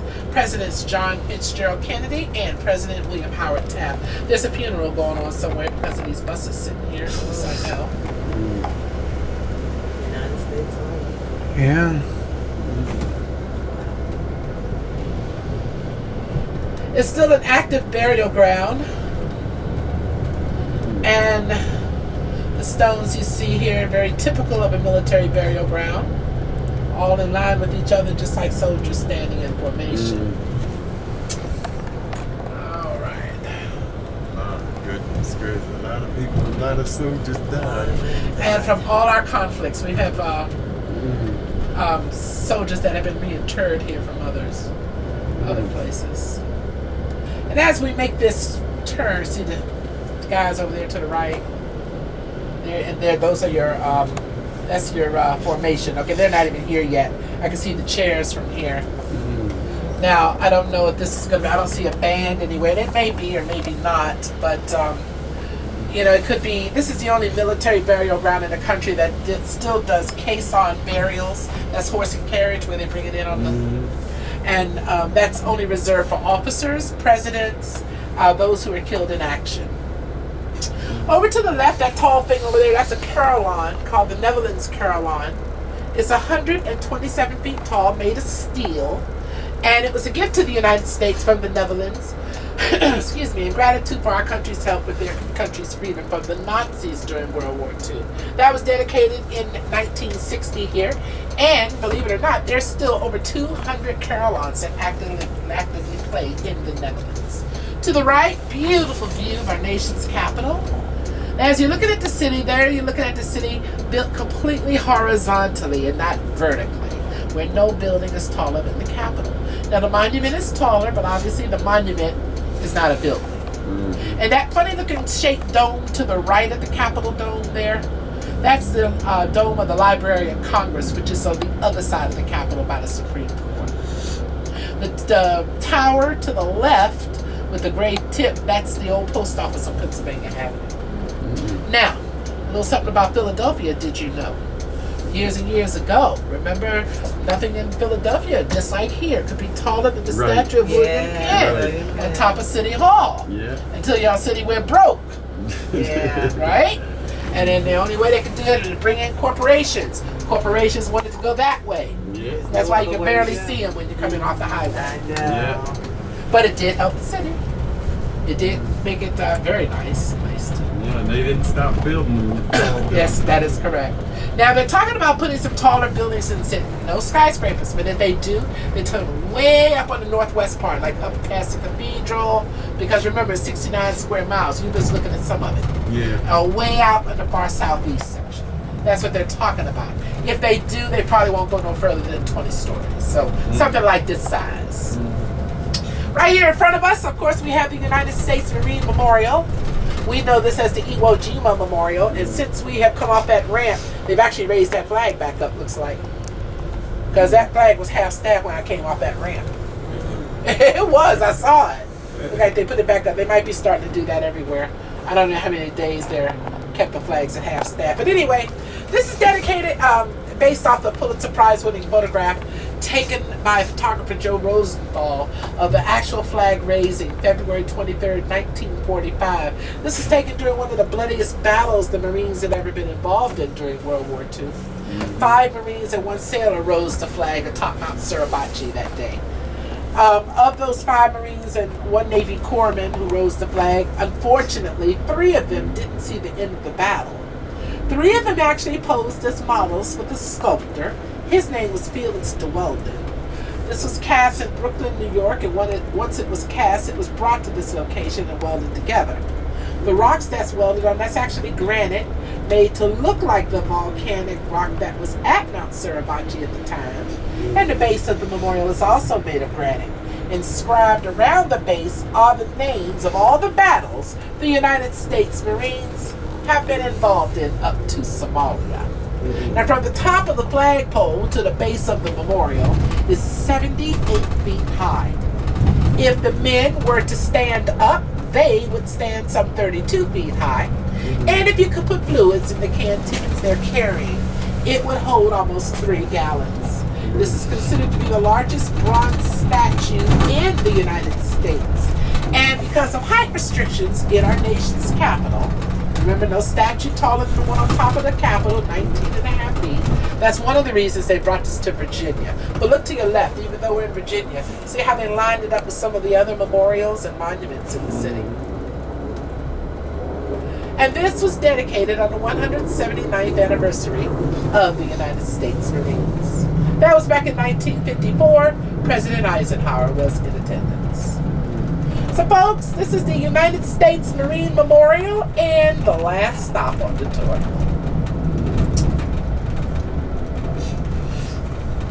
And we're going to give you a chance to get on out, going up close and personal, because it's really big when you get up to it. You said now this thing to the right makes music? And yes, it's a carillon. And a carillon, true carillons are played like an organ. It's almost like a piano. And you do the keys and the pedals, and it actually rings the bells. Right now, it's on a timer that they use only in the spring, summer, and fall. They play at lunchtime. They play for 1 hour. They play all of the military hymns, and it does sound off every hour, on the hour, spring, summer, and fall. There's very few people who can play carillons now. The person that used to actually fell going up there, climbing up that tower, and broke it. And they have only found one other person to play it since, so it's when they're available. All right, we can take about 10 minutes here or so, okay?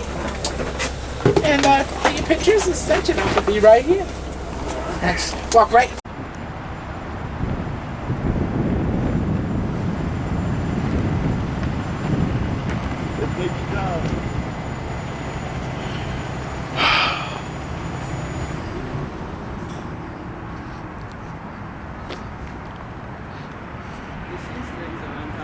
Oh, thank you.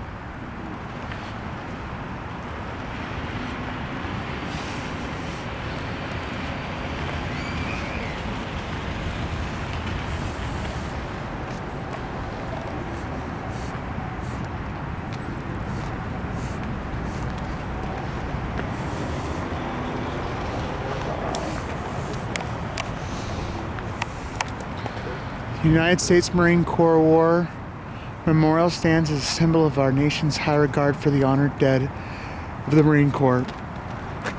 Although the statue depicts one of the most famous events of World War II, the memorial is dedicated to all Marines who have given their lives in defense of the United States of America since 1775. Shortly after the release of the Associated Press, photographer Joe Rosenthal's famous photos, sculptor Felix W. De Weldon, then on duty with the U.S. Navy, constructed a scale model followed by several life-size statues inspired by the scene. It was then proposed that the symbolic scene be immortalized in bronze. The Marine Corps War Memorial Foundation organized the fundraising creation of the monument. After years of effort, Felix De Weldon and his assistants completed the statue. The memorial, designed by Horace W. Peasley, was officially dedicated by President Dwight D. Eisenhower on November 10, 1954. The entire cost of the memorial was $850,000, all donated by Marines, Naval Service members, and friends. The 32-foot-high bronze figures are shown erecting a 60-foot flagpole at the top of Mount Suribachi on Iwo Jima. Burnished in gold on the Swedish granite are the names and dates of principal Marine Corps engagements since the founding of the Corps.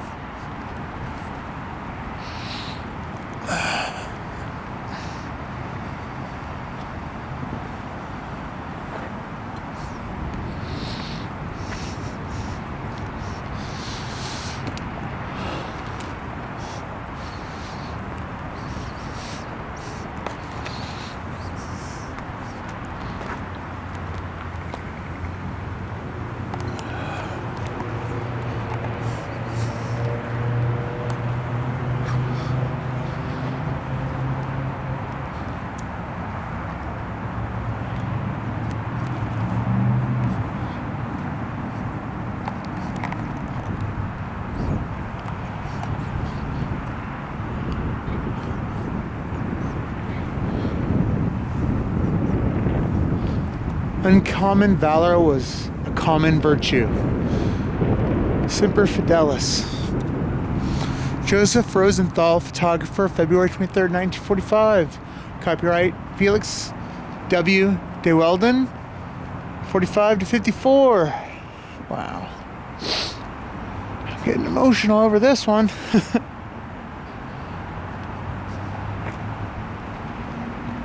Revolutionary War in 1775 to 1783.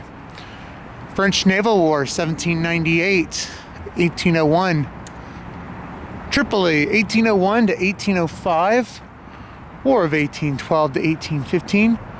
Florida Indian Wars, 1835 to 1842. Mexico, 1846 to 1848. War between the states, 1861 to 1865. Spanish War, 1898. Lebanon, 1958. Vietnam, 1962 to 1975. Dominican Republic, 1965. Philippine Insurrection, 1898 to 1902. Boxer Rebellion, 1900. Nicaragua, 1912. Veracruz, 1914. 1965 was Dominican Republic. Lebanon, 1981 to 84. Grenada, 1983. Persian Gulf, 1987 to 1991. Panama, 1988 to 1990. Haiti, 1915 to 1934. Santo Domingo, 1916 to 1924. World War I, 1917 to 1918. Bellewood, Soissons, Saint Mihiel, Blanc, Mont Muse, Argonne, butchered that one. Nicaragua, 1926 to 1933. World War II, 1941. Pearl Harbor. See Somalia, 1992 to 1994.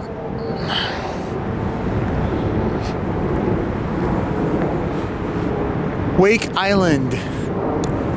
Bataan in Corregidor, 1942. Midway. Guadalcanal, 1943.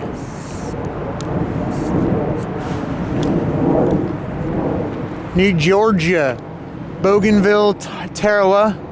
New Britain, 1944. Marshall Islands, Marianas Islands, Peleliu. That's wrong. 1945. Iwo Jima, Okinawa, Korea, 1950.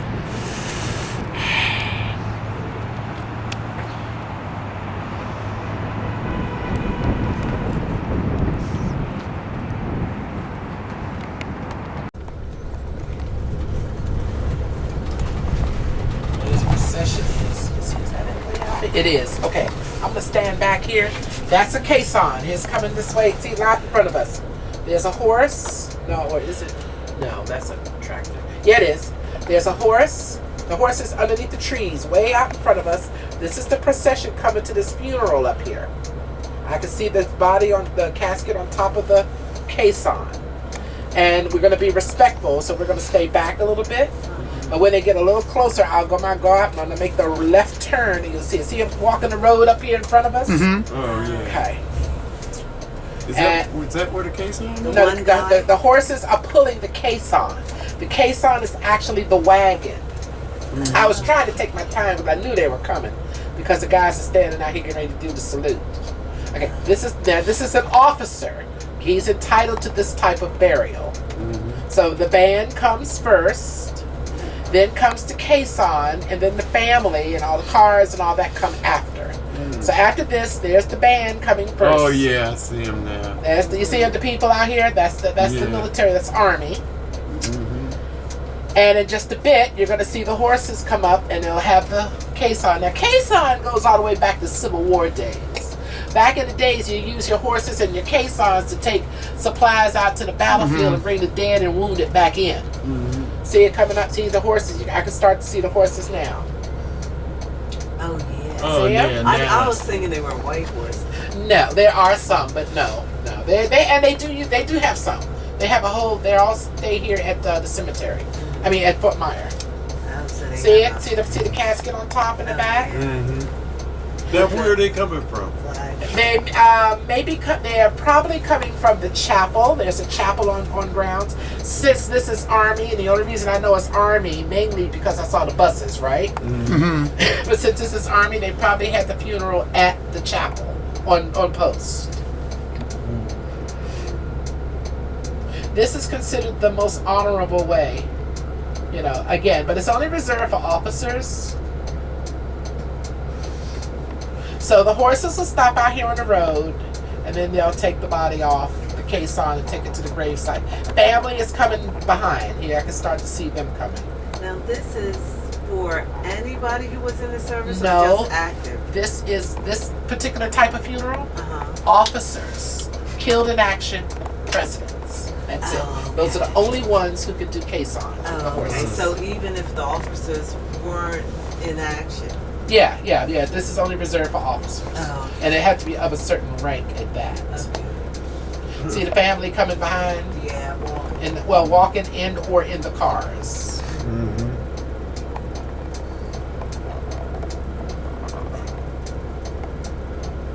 Now, any military person who served at least 4 years and have an honorary discharge, they also have a right to be buried here, but they can't have in-ground burial. See, they're running out of room. yeah. So what they do, you can be cremated here. Cremated, and they put you in this wall. I'm going to show you the wall. We're going to ride right past it. So anyway, I don't know how much closer they're going to get. So is this the graveyard where everywhere you look they're lined up? Yes. Well, all military burial grounds are like that. Oh, okay. We can talk about that too a little bit, but let's get this done. And see the casket on top of the thing with the flag? On top of the wagon. And I love it when I come here with my kids, my school groups. I do tours with the school groups, and they get to see that. It's so honorable, and it really humbles them. You know what I mean? It really humbles them. So there you go. I'm glad you had a chance to see that. See? Yeah. Very Oh, they're honorable. riding the horses. Oh, yeah. Oh. I thought it was like a carriage. No. It's okay. Wow. Very honorable. The most honorable way. There's the family behind. So most likely that's an officer. It is an officer. It has to be. But they don't do that for just anybody anymore. Not that they can't. They just don't have the time. Oh yeah, that's Or right. the, They still have casualties. So that more than coming likely is probably a World War II officer too, because of the section he's buried in. Oh, yeah. Everybody's not in the same section. I just happen to know that's the section for World War II vets. That is also one of the guys from Iwo Jima who died. Is buried right over there. Yeah. They have an average of 12 to 15 burials a day, Right. depending. Now, during the War of Iraq, it was more than that. My ex-husband, my first husband who passed away, he's buried here. But he was cremated, and they put him in a niche wall. It's called a niche wall. So one way they were able to extend, I'm looking at the traffic, trying to open, wait a minute, open in here. One of the ways they were able to extend the cemetery was to build this wall. And they can bury up to 300,000 in that wall. Wow. That's Cremated, only cremated now. Right. That's a lot of Here's our go. boys. A lot of boys. Wow. Isn't that something? Yeah. That very well could have been the caisson that they used for Kennedy. Very well could have been. Don't know. There's only like 4 of them. Well, doesn't Kennedy have like a fire? Yeah, but that's over there. Can't see that. The Eternal Flame is what it's called. Now, let's talk a little bit about the Pentagon, because that's coming up. Oh, let me talk about the niche wall. So this wall is coming up on the right. And what they did on this side of the wall, they put beautiful stones on it so there's camouflage. And on the other side of this wall starts right here. And this is where they have the cremated remains in the back. On the other side of that wall, that's slots. Right there. It goes like a quarter of the way around. And see the little table over there to the right with the chairs? They have a little ceremony there. Now, the Pentagon coming up in front of us. Largest office building in the world is going to be on the left. 6.5 million square feet of office space, 17.5 miles of corridor space, 5 floors above ground, 2 floors underground, and built in only a year and a half to see it's all the niche wall. Year and a half during World War II, and they employed 23,000 people today. Now, the first thing coming up you're going to see on the left is the heliport that's right in front of us. The heliport used to be right where the plane hit. This is not the side where the plane hit. This next side coming up on the left is the side the plane hit. And you can look carefully, look along the whole wall, and you can see the large center section. There's a shade lighter than the end sections coming up on the left. And that's the section that was replaced. This stone wall wasn't here at the time. This is called a blast wall. And they did that to keep the trucks on this side of the wall that is delivering in and out the Pentagon. So this is the side coming up here. This is the center section that was replaced. They also have a memorial here. There it is to the left. you can see it. See the color changes in the wall? There's also a memorial right over here on the other side of this part of the wall dedicated to the 170-some people who lost their lives there. And there's the Air Force Memorial. And see how the cemetery expands up here? 640 acres. Jeez.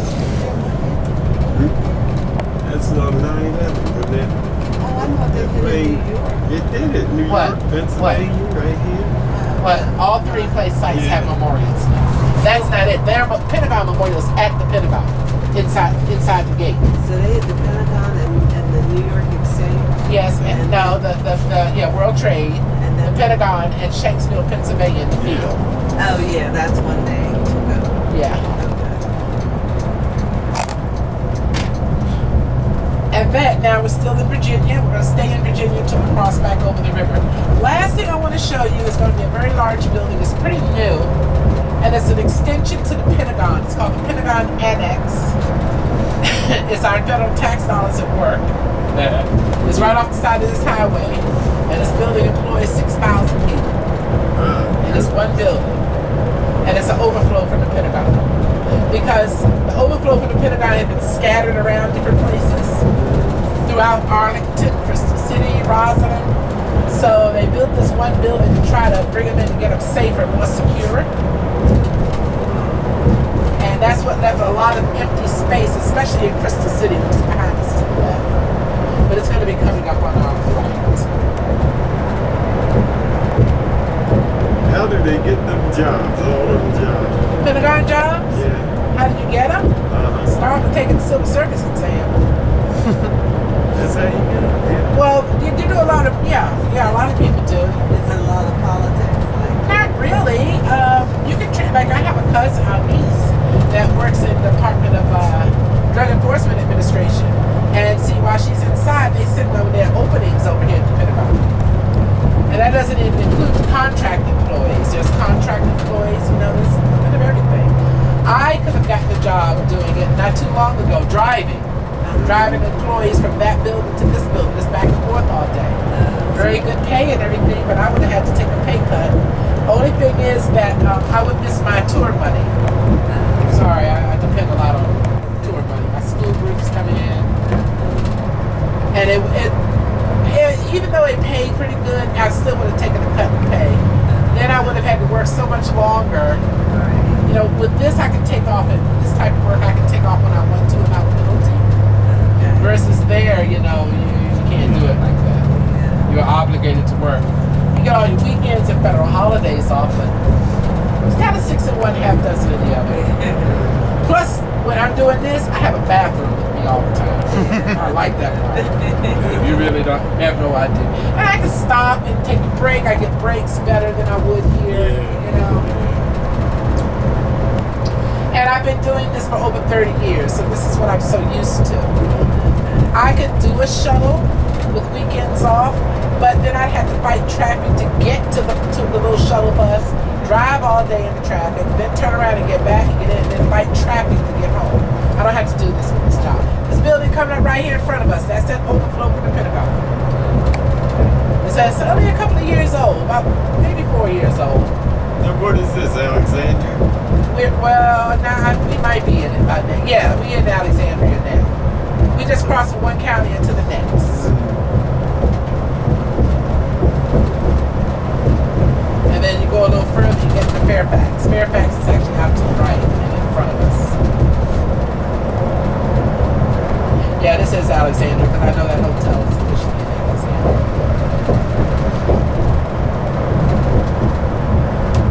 See how big that building is? 6,000 people work in that building. Maybe even more.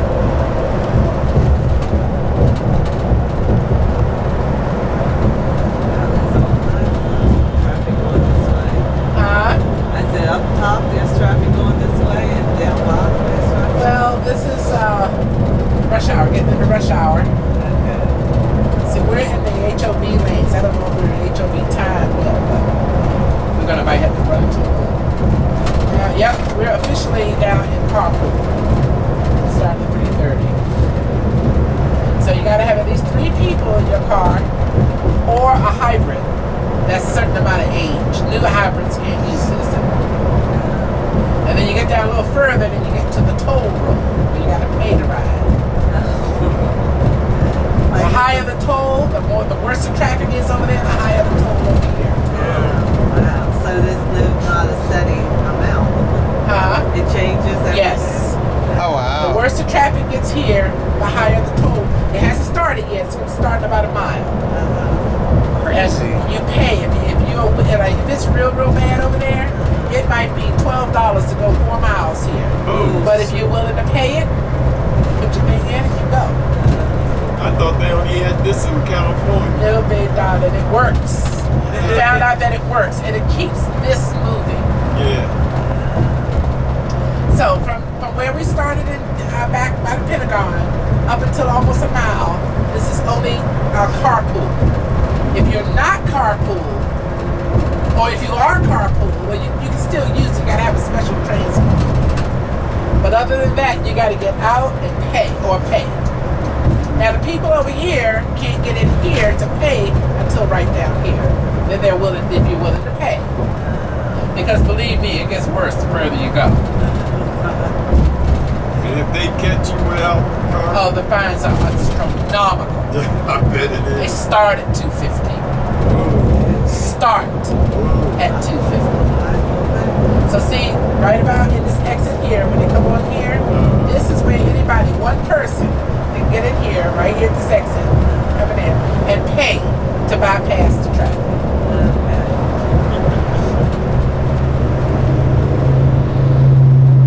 Motorcycles can go free.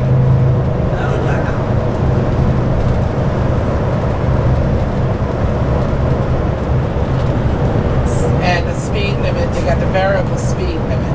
So you be sitting over there bumper to bumper, you be doing 65 over here, but it will cost you.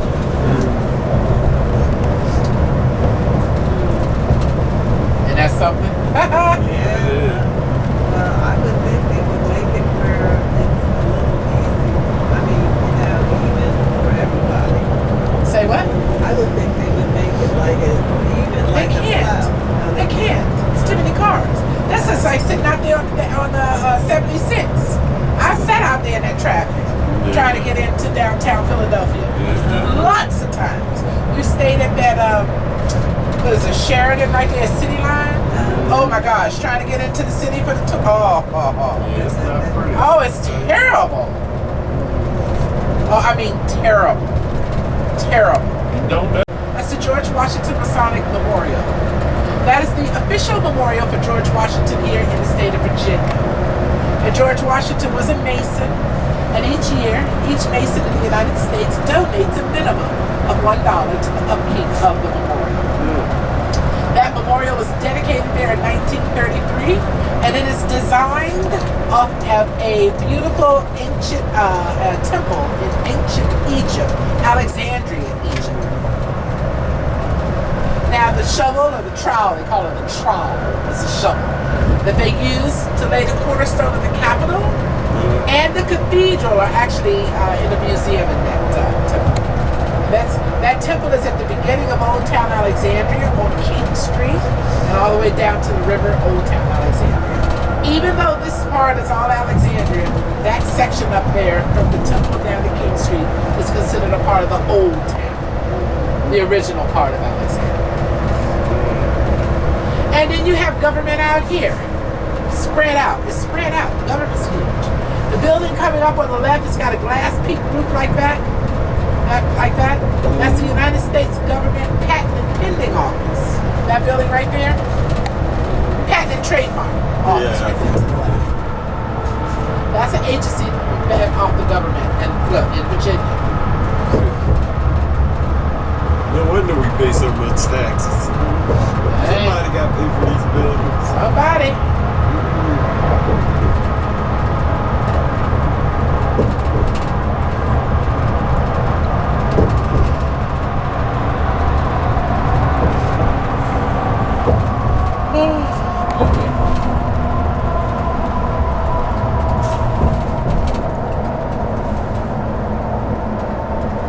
So I know you're in town till at least Sunday, Mr. Bowling. What about you guys? We leaving tomorrow. Oh, tomorrow.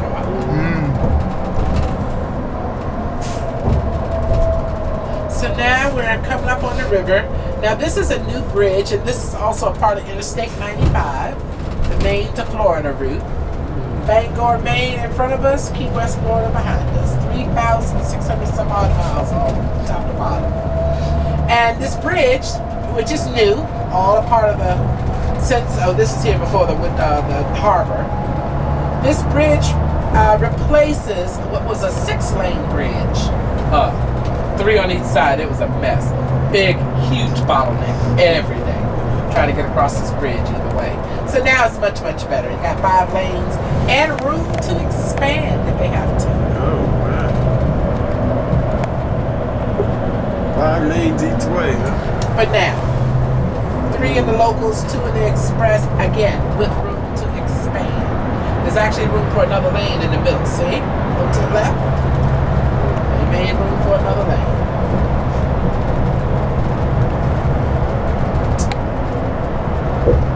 If they have to.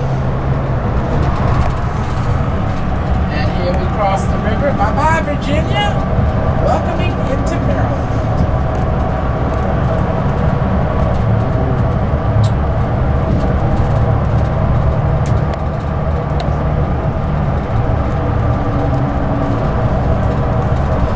To your left, there you're looking at there's the Capitol, there's the monument to the left.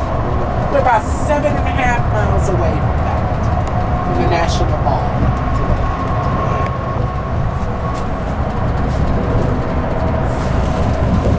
The Potomac River is big.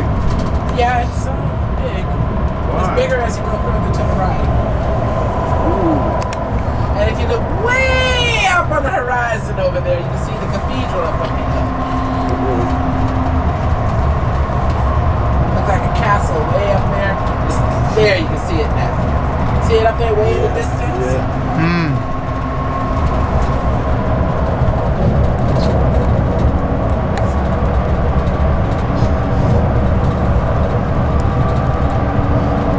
Let's see. 1, 2, 3.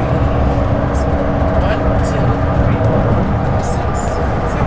They've taken some of the cranes down. There was 11 cranes up here at one time. They started to come down. 11 big ones. I only see 1, 2, 3, For 4, buildings, 5, you mean? 6, 7. Huh? For the buildings? Yeah, there was 11 The of them. casino they're building, right? Huh? Yeah, this is the MGM Grand. Oh, that's going to be the MGM. That's going to be that casino. Yeah, I can see that from my room at night. Like I said, those big tall cranes, they had 11 of them up there at maximum. Wow. Now they're starting to come down. I see 1 by 1. So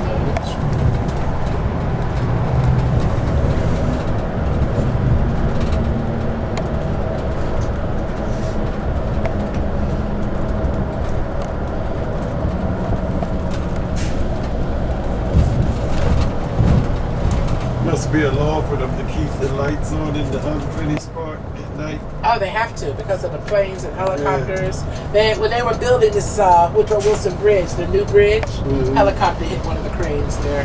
Oh, wow. Yep, 3 people. The 3 people in the helicopter died. Oh, They hit it, fell right into the river. they didn't know how low they were? Obviously they didn't, and they had lights on it. Wow, even with lights. Crazy. Yeah, it sure did. And keep in mind that bridge over that's a drawbridge. They actually open several times a month. The reason they built it up higher, the other one used to sit lower, and they used to open like a couple of times a week. And boy, you talk about bottleneck, oh my gosh. So that's why they built another one. There had to be a drawbridge. They have to get ships in and out when necessary. But they are limited on when they can open it. All right, folks, we're back to where we start. So on behalf of DC Trails and myself, thank you very much for joining us.